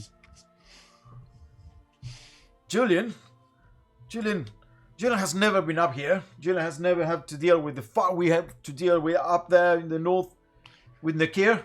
He doesn't know jack shit. You just wait. Listen, buddy, listen. Are you with the bag of wet, right? No, I'm with Holly. Yeah, we're holy. Sorry, that's where the whole confusion was. Okay. Very well, yeah, you take heed of what she said, eh? I will. He walks away with his empty bucket of water. Man, I don't know what that was all about. That was brilliant. I enjoyed that. So we're gonna go and sort out the smell then. We're getting going. Well, I still haven't quite figured out how much you can get for a cow. Yeah, 10 gold pieces is a cow. It's not a lot, is it? It's not a Well, I lot. thought I was the one doing all the work anyway. Second hand. Second-hand cow. Let's go to the town hall. Maybe we can discuss a higher bounty with the mayor. Well, if you get another actually, rather than a horse, maybe a cart might be better, and then I can sit in the cart, and then the horse can drag the cart. Are we not getting a little distracted here? We came here to do something about Bug-Eyed Web, and I've just started something here that now I'm a little anxious about leaving it. Very well. Change your plans. We've got to help the people out with the smell, because look at all the people here. I think we should go and help the people with the smell first. You said it's only like 6 hours away. It's nothing, is it? Which direction did you say it was? North. North, so not really. Almost straight up not north, really. between the path to the northwest and the path to the northeast. Like 12 o'clock north, he said. Mayor Spear, Elizabeth has a point. If we sort out the whole bugger web business, then we'll be helping these people more than if we just clean the latrines. But like last time, remember we were in that village and there was that thing in the well? Yes. What if there's another something in the cemetery that's like worse? Oh, maybe we can find another artifact for Scotland. Yeah, two is better than one.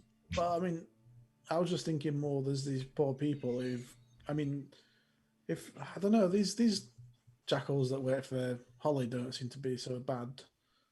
But I mean, well, they've not been threatening anyone from what I've seen anyway. Well, she, from what we know, she's the one that is not as loyal to Marcus as the rest of them are. The dangerous one are Julian the White and Bugger Webb. I think putting us in a positive light amongst the locals could be beneficial to us.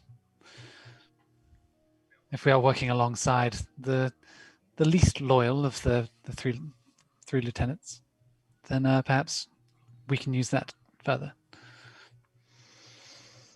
You seem to be an expert manipulator, Elizabeth. Well, I don't think we're going to have much luck just sieging a castle with just the four of us.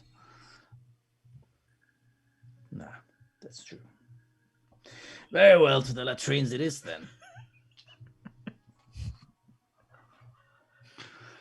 Right. But to the mayor first. We need to get something out of this. 3 cows. Come on, I thought we were beyond this kind of. Can I vote? I vote for a cart. A cart. A cart. Mm-hmm. So what are you doing? We're Another going to the nice.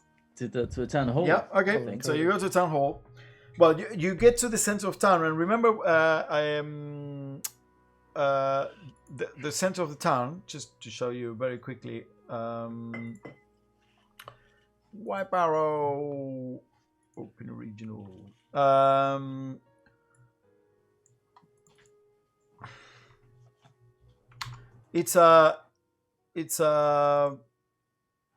It has like this area with the well and like the main inn where you stay the first day where you saw Ixas, and it has like this little pond, and there is still some trading going on, and there is a bit of like an open air auction there are some gold heads that are being moved around and people are bidding on them. But in parallel to that, which is like the normal business of town, and it's just full of cattle shit all over the place. You see what obviously is like 3 or 4 emissaries of this town that are now like outside in this like makeshift refugee camp, and they're having like a heated conversation with a bunch of jackals and what appears to be some kind of town representative, and he's just right next to the well, and the town representative is kind of like gesturing, and he's like, you know, obviously the body language is like, you know, doesn't want to deal with this shit right now. He has the town to run, and there's a lot of business, and let's just, you know, help them, but you know, whatever. And there's a bunch of jackals that are there like, oh, what do we do? Just carrying fucking water and food all the day long. And then obviously the people from the town that are quite ragged, they're looking quite desperate and pleading for help as you approach this group and you start hearing all of this.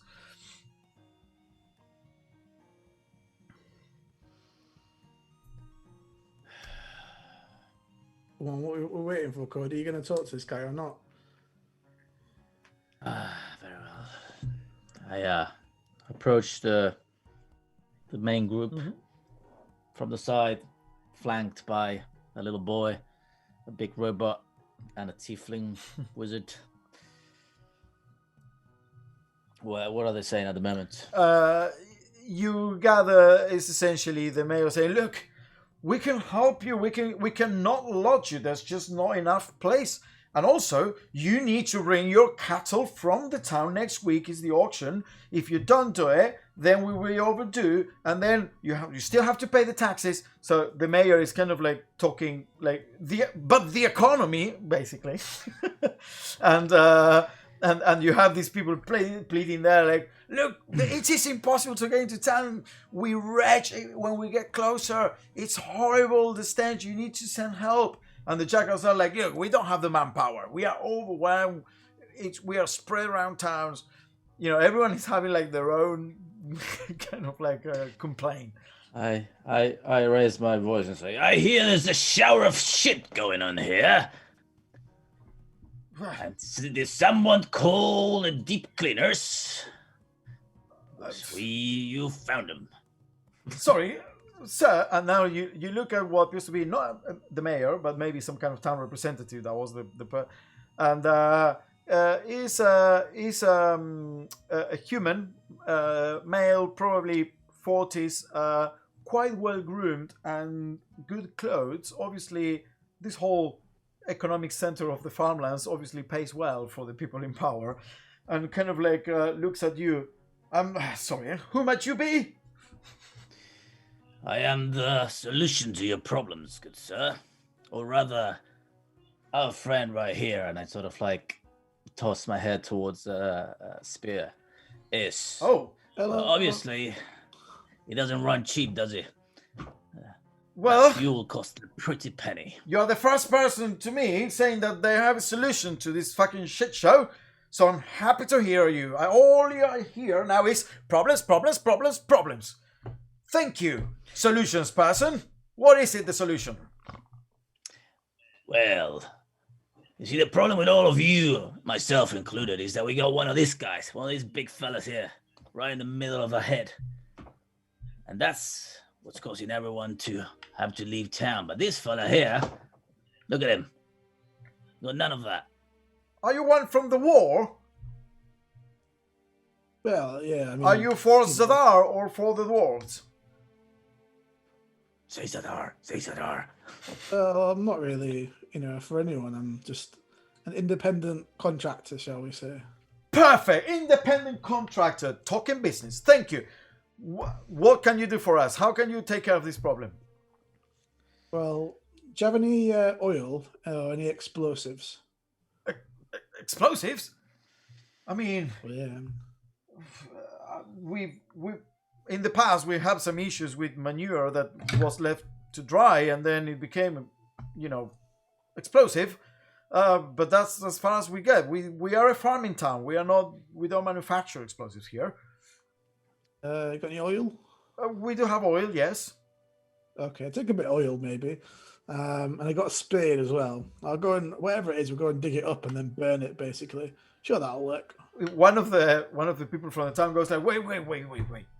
Aren't you going? No, don't burn the cemetery. My grandma is buried there, and my grandma and her sister and her brother and the... Oh, don't you worry, good sir. We're only going to burn the source of the smell. I'm sure your grandmother smells like lilies and belly Yes, she buttons. did. She used to use a very good perfume, Elvish. She said it was. I'm sure it was. Yes. From the high elves. From them high elves themselves, yes. Yes. In addition to the oil, we're gonna need some zoronite and some coronite, since the What? Yeah. No, nothing of that sort. Sorry, it's like you can have. Well, if we it. can't get the zoronite and the coronite to make the warforge operate, then I guess we're gonna need the gold to buy it. So you want your problem solved, or you wanna enjoy your shower of shit as long as you want? I mean, okay. We can get you gold, of course. I mean, that's now we're talking business. So, how much for your service to take care of this smell problem with oil, and how much gold you need then? Say a big number. 1,000 gold. What's that? It's just like the Zoronite and the 1,000 gold. Okay. Let's negotiate. Very well then. Come up here. Come here. You stay there. And Kamala like pulls you out. Spear and Koda, the two that are talking. Come over here. Kind of like touches you. That's a good piece of armor you have there. Have you ever thought about walking the fields? You could be an amazing farmer. And yeah. Anyway. So, if you take care of this problem, and I mean taking care of this problem is, I am goal-oriented. The goal is to get all these fucking people back to the farm town so they can go back to breeding their cattle, so they can bring it here for auctioning, so we can all be happy and the economy runs. Right? So, that's the goal. If you can solve this problem, get that town back in working condition again, and get all these fucking refugees out of my doorstep, then I'll pay you 500 gold pieces. And a wagon. But we get the wagon up front. Wait, Spear, wait a minute. As far as I see, if these people don't go back to their town, and they don't bring their cattle, how big are the fields? 500 acres, 100 cows, a 10 gold a piece a cow, that's 1,000 gold, the cows alone. Wait. Who made you a landowner now? No, that's not how it works. No, I don't own the land, I just know mathematics. But, not only that, but you also have them on your goddamn at the entrance of your town, soiling your streets, pestering the locals. 600 pieces. And the wagon. And the cart. And the wagon. And the cart. Wait, Coda, can we have a sidebar? A cart with a sidebar? Yeah, of course. Come on. No. There are no cars without sidebars. Everybody knows that. A chat, just quite. Sorry, 1 second. Of course, go. Bring me a So couple of jackals. maybe like we don't need the 600, but the 500 gold. But if we get something like, if we're like, there's this thing where people always say like you have like the key to the city kind of thing. It'd be nice to, always have somewhere to sort of stay without having to pay for it. Okay, we'll negotiate that as well. It'll be thrown into the mix. But the key to the city is just a symbolic gesture for people so they can get paid less. I always wanted We'd one of never them spend keys. 100 I gold bet here otherwise. Scott would love one of them keys. Very well, Mayor. So 600 gold, a card with sidebars, and the keys to the city. What do you mean with, sidebars? With don't have carts with sidebars. We just have the carts. Well, I guess you're gonna have enough time to put some sidebars on the card whilst we go and fix your problem. He kind of like looks behind, and you see what appears to be some kind of like clerk or note-taking assistant. Looks at him, and he's a boy, probably 14, 15-year-old, maybe legs gone. And the person, this representative nods, and the guy goes, with sidebars. The note-taking assistants. And of course, we're not gonna spend too much time in your town with hate to abuse your hospitality. But whilst we're here, we shall be provided free lodging. We can, yeah, we can sort you out in the inn. I'll speak to the innkeeper, and you can definitely. It's on the town. Fabulous. Very well. How soon can you do this? Can you go now? Can you go now? Give me my spade and my oil. Let's go. The town is 6 hours away, as far as I understand. Maybe it's best that's to leave correct. on the morrow. It's already the evening. Well, we can just We'll camp have on the more road. people coming in tonight. Okay, very well. Tomorrow, first light, and let's put some kind of time. Let's time box this thing. You have 3 days to solve this problem. For every extra day beyond the third, we knock down 50 gold pieces from the reward. Okay, but if we do it in 2 days, you pay us an extra 100 gold. Deal. Deal! Well, why are we? If you want more gold, why are we even waiting? Come on, let's go. Yeah, all right, let's go. Stop No, walking. we're not living here. Hurry up! Come on, lads! Where's my oil? Where's my spade? Come on. Sprinting north.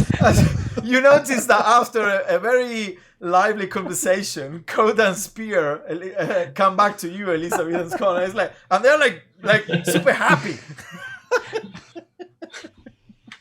Hopefully, it doesn't take a day to get there and a day to get back. 6 hours. 6 hours. It's already been calculated. So wait, the final negotiation was 500. No, 600. 600 plus card with sidebars. Yeah, that's I need to important. write it all out. plus minus 50 beyond third day, plus Plus 100. plus 100 in 2 on days. 2 days. Okay, cool. Okay, so yeah, you all reconvene together. The jackals are kind of like looking around. It's like, fucking hell, they can pay so much money to deal with the shit. We're carrying water around. We should be going clearing the fucking stage. We've been fucking rich. And they're just kind of like, Maybe you don't have a warforge with you, eh? well, no, but we can hire you. How much do you want, Warforged? How much do these punks pay you?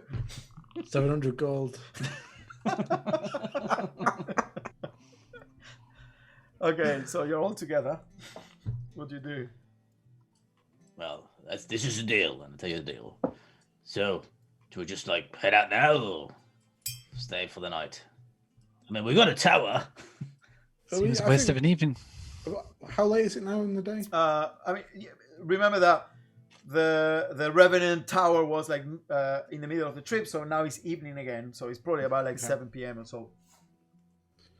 Well, we can do like, if we get going now, we can do like half of it, have a camp on the road, and then it's like 3 hours. We get there, we'll be there by lunchtime tomorrow.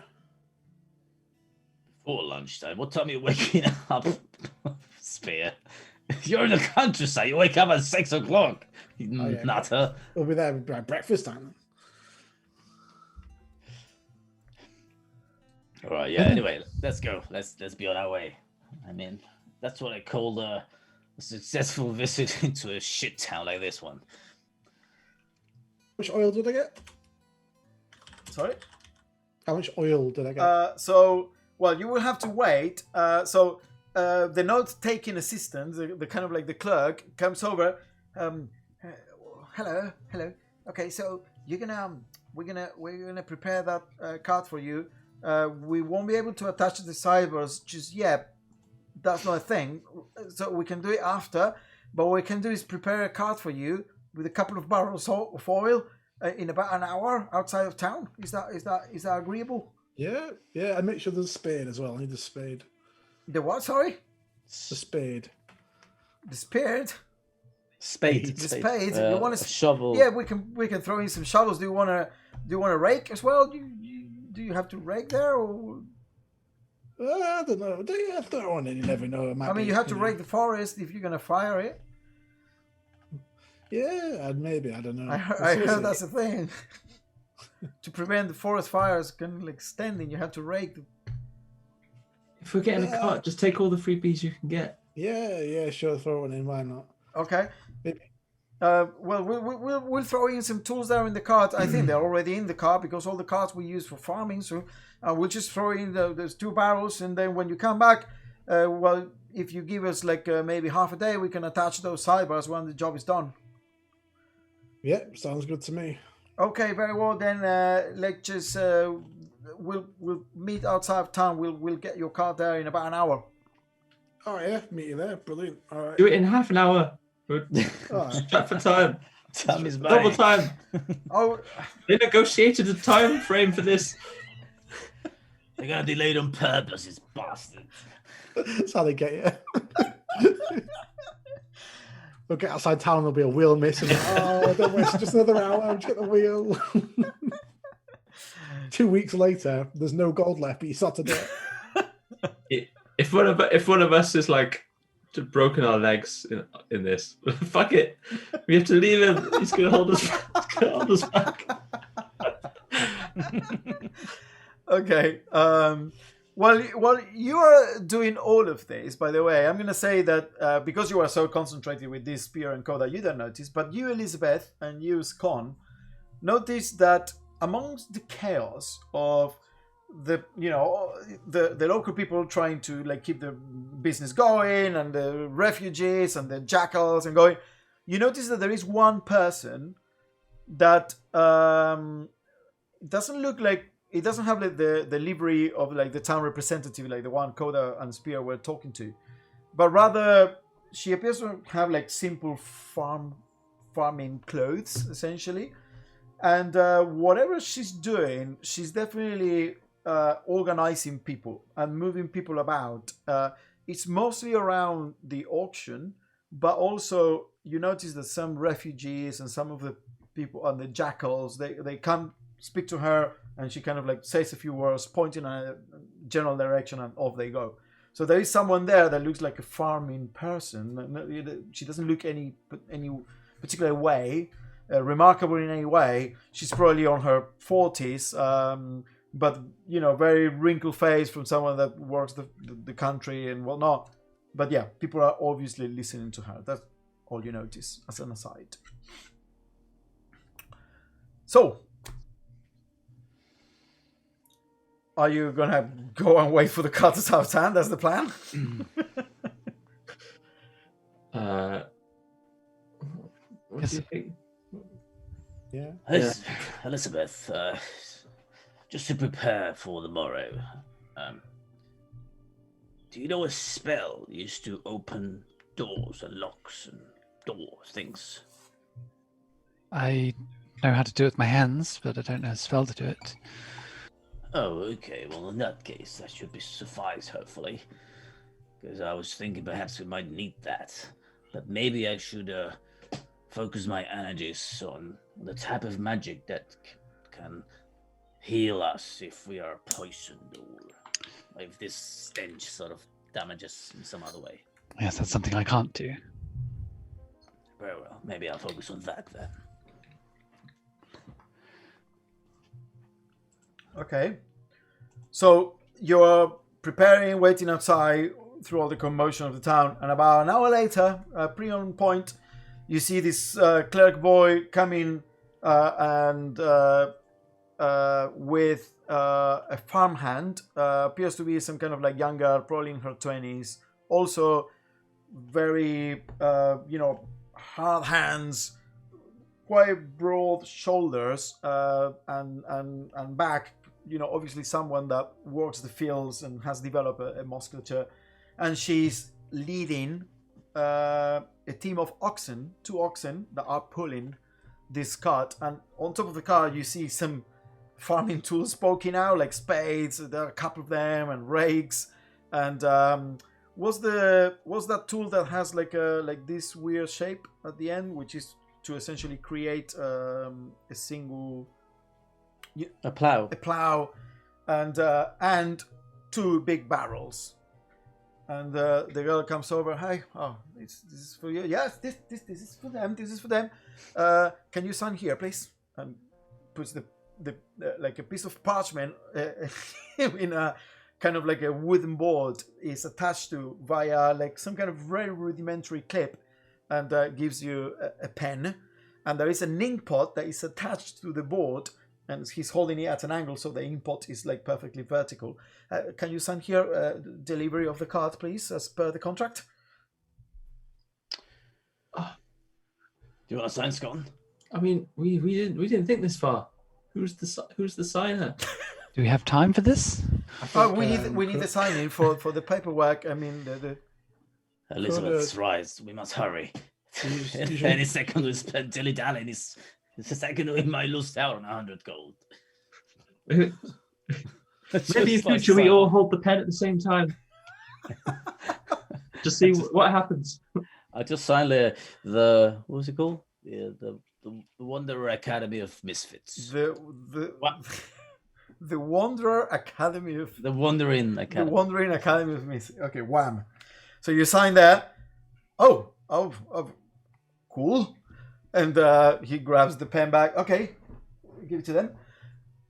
We shall await for you then. Good luck. And kind of like runs back with the farmhand. Was there another horse with the cart? No, it's just the team of oxen and the cart. Let's go. there's Oxen. Oxen. Oh, these guys are going to slow us down. Maybe we should leave them. Nah, they'll be pretty alright, won't they? Let's give it a go. Start trying to move and see how fast I'll move. It's no. Hey! It's like a timed mission in GTA. The timer thing. Yeah. Somebody's just like. He gave us the slowest Yeah, limp oxen. Okay. oldest. So, you have your two horses and the mule, and with the team of oxen, you depart in a very small countryside path that is not marked in the map or anything like that, towards the north. It is getting quite dark at this point, so even with your dark vision, because it's clear skies and the moons are actually out, I think. Let me see. You have Firefly's probably going. actually you have 2 half moons and 1 waxing moon, so it is pretty bright, and it is a nice purple color of the moons because you have a half red, half blue, and almost and waxing white. So there is like this really nice, very soft hue, or purple hue that kind of like casts this eerie environmental like over the landscape as you go deeper and deeper into the countryside, as fast as the oxen can take you. You travel for about... Okay, so you didn't ask for any directions towards this fucking town. So you're just following a path. I mean, we asked that guy at the beginning when we just arrived. He said 6 hours north, like... I'm assuming there'll be people. I assume there's a road. Yeah, or like there are several paths, and you very soon realize that there are cattle paths. You know, the ones that the farmers use to move essentially cattle from one grazing area to another. But you soon enough, maybe 3 hours into it, you don't even think about what the path, all these detours, or diversions, where they might take you, because a bit of waft start filling your noses, and you're still far away as far as you can tell.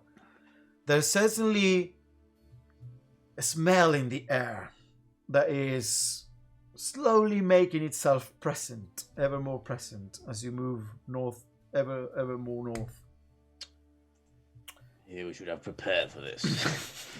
Yeah, maybe we should have included some kind of mask in the deal or something that was also paid up front. What are you guys talking about? I'm gonna find something to cover my Okay. whole face with.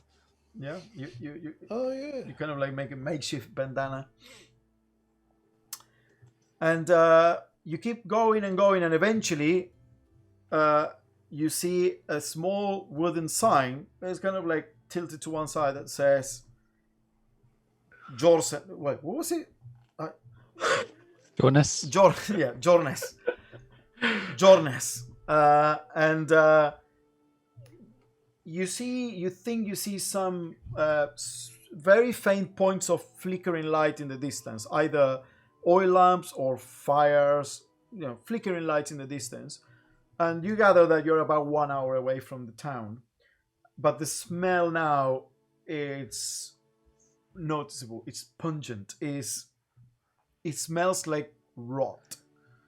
And it's starting to, you've been smelling it for a while, and it's getting stronger and stronger. And it's definitely something that you feel like you could not spend a lot of time there having to deal with that kind of smell. What time is it now? It's about so you left at, let's say, 8 p.m. so 5 hours, so it's like 1 a.m. We weren't going to go all the way, were we? I thought we were going to Yeah. stop like We're a gonna stop before this, I think. Oh, you wanted to stop? Okay. When it starts to get a little bit bad and we realize it's so far away, we probably want to camp at that point. Just Yeah. Okay. Yeah. Okay. I was going to ask, does your tower protect against fumes? It's got windows. Keep them Well- closed. It's about best we can do. Yeah, well, What if can you have no windows? I could get rid of the windows. I mean, the glass windows anyway wouldn't make any difference to the smell.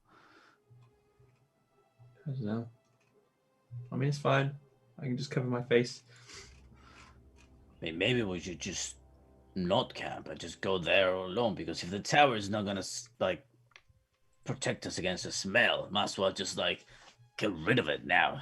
Oh yeah, but it's a bit dark in it to do it now, so We're not even there yet. it's nice and bright inside that push. tower.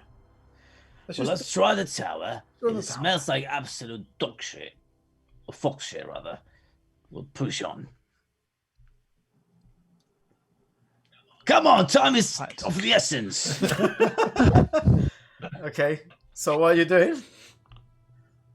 To get off the cart and then Yep. I'm gonna It's put the stones. it's almost hard to concentrate as the smell becomes overpowering.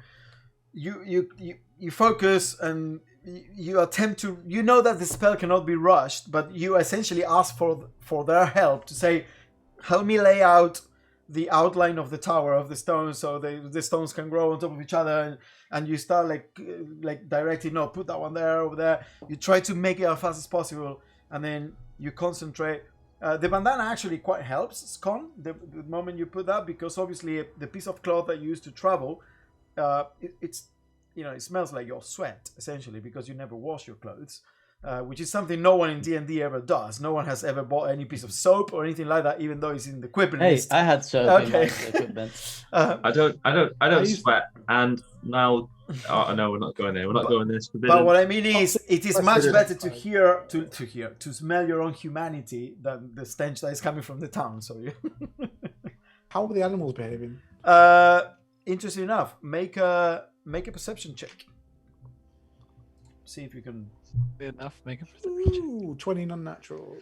Turning on natural, you realize there is no songbird, and it is weird because it is, it's a bit of a forest around you.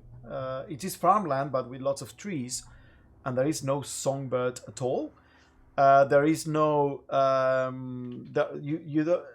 you see insects flying for sure, but the insects, it feels more like make a nature check as you're walking around Spear, concentrating on this, because the rest are like dealing with the camp. 15. 15. You've been in a few swamps during your travels. It feels the amount of insects, the type of insects, is more like swamplands than a forest like it should be. like the smell and the insects, and it's kind of attracting a different type of insect that is it shouldn't be here. So there's definitely like lots of mosquitoes and like like flies and stuff. It definitely feels odd for this type of forest, and you realize that it is obviously it might be all be related. So anyway, you finish your casting as the stones kind of like start climbing. They roll and settle, and the tower constructs all around Elizabeth until it is there in front of you. No windows or windows? So the windows are gonna. There's you'll see where the windows were, but they'll be bricked up on the ground floor, and then on the top there'll be like wooden shutters over. Okay, and the door there closed. Yep. Acceptable. How's the smell inside? That's a question. When I was asking about animals before as well, I meant also the horses and the oxen we had. Are they... Oh, your animals. Sorry. They appear to be uncomfortable. They don't. Yeah, they're like lying and whining, like, and they appear to not want to eat, almost as if their stomach is upset, maybe.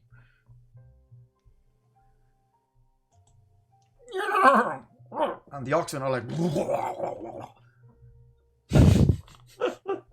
I can't Wow, sleep with those this, oxen Ruckus. are really fucked. Yeah, well, hopefully they'll be all right through the night. But yeah, Might be wiser to push on, but let's see. I just open the door quickly. I go inside the tower. I close the door behind me. Yeah. Oh, I don't know if Elizabeth was already inside. I imagine Everyone so, else is but- just outside, just like, hey. Yeah. As soon as the door as soon as the door finally the outline of where the door goes turns white and a door materializes, Koda goes like boom, balls for the door, just opens and then closes behind him. Really? Close the door, coming! Inside, it definitely smells wonderful. Just the absence, not because of there is like a nice candles or anything, is the absence of the stench that smells wonderful. Okay. Perfect. Nobody, if anyone has to pee, just go on the fireplace, okay? No? So you are. Maybe flame resistant, but I'd rather not squat over the fire. Thank you very much. What are you gonna do with the animals? With the 2 horses, the mule, and the 2 oxen? I mean, listen, if those animals die on this stupid quest, we're gonna lose money. You're going to want them inside. No, I'm just thinking maybe we should just push on. I don't know. if you can promise me a lot of light, I'll You'll push have my on. light, and I just cast the light on, like, whatever, your shoulder pad. I'll cast the other light on my other shoulder pad. Double light. You know, like Wow, two it's a little like bit. It's quite a bit. airport line But- lights. All right. If I suppose. Oh God. Do you really want to do this like now? No, I mean, I don't know. I'm just worried the animals might die. That's all. Well, we can just take them back. They didn't seem so bothered like an hour back down the road. We can just take them back an hour and. If we're gonna go an hour back the road, might as well just push all the way and get there. And And you have to Get do rid the of- job. And then you have to do it in the dark. And you have to do it when you're tired. As a note, you walk quite a bit today. And you then push yourself 5 hours. If you walk any longer, you have to roll for exhaustion. all right, fine, you win. Coda, you're speaking with Talking your to- eyes closed. Speaking to what? You're speaking with your eyes closed. What? I do that sometimes. So Oh, you went to sleep and you're awake now. That was Fine. But if Chestnut dies, it's bad. Agreed. So what do? You leave the animals outside?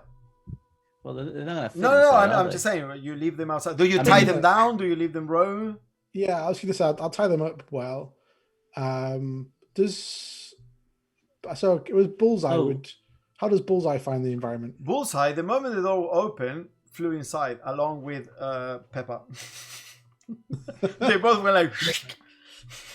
Maybe you should have actually spawned a house with little animal head holes. I'm gonna say, as you're all inside discussing this whole thing, you start hearing the horses like go. "Rrr, rrr." If you look out the door, you see them trying to like break the ropes, break whatever you tie them to, and the oxen are also like trying to get free.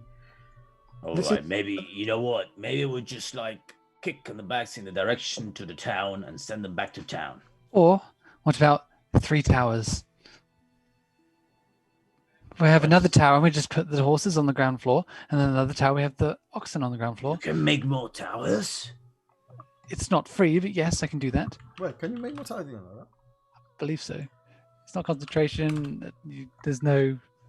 Doesn't say anything about disappearing. My God, Elizabeth, you are a The genius. third level slot there. Depends how many slots you've got. Yeah, so I got 3 slots. Oh yeah, you can 3 make more towers. Yeah. Problem solved. Hey, okay, you're getting an extra cut if the animals survive. You could make an empty door frame between them, and then you just Get build it. a massive house. And since they can't go up the hatches, someone could sleep upstairs in each house. Fabulous. I'll stay with Chestnut. If you can make one of them like have just glass windows on the top floor, I can stay up there with a light, and then I can keep a lookout while I'm resting. Nice. Yes. Okay, so we're gonna end this session then as Elizabeth concentrates and made 2 new towers, and now in the middle of the road to this farm town in the middle of nowhere with this tension, there are like 3 random towers poking out of the ground and totally out of place. And the horses, the oxen are all in the ground floors, and all of you, well, Elizabeth, you're in your library, and Spear, Coda, and Scone can sleep wherever they want on the second floor of the other towers, the other 2 towers. That is the coolest spell we could have learned. It's very handy. And Cool. it The fact that you can make more than one. it is definitely crazy. looks odd if you imagine the countryside and just 3 towers poking out of. One with a glass top floor. Yeah, with a glass top floor. It's like very modern architecture. And yeah, let's take it from here next session, guys. All right. It's cool. Right, the source of the stench.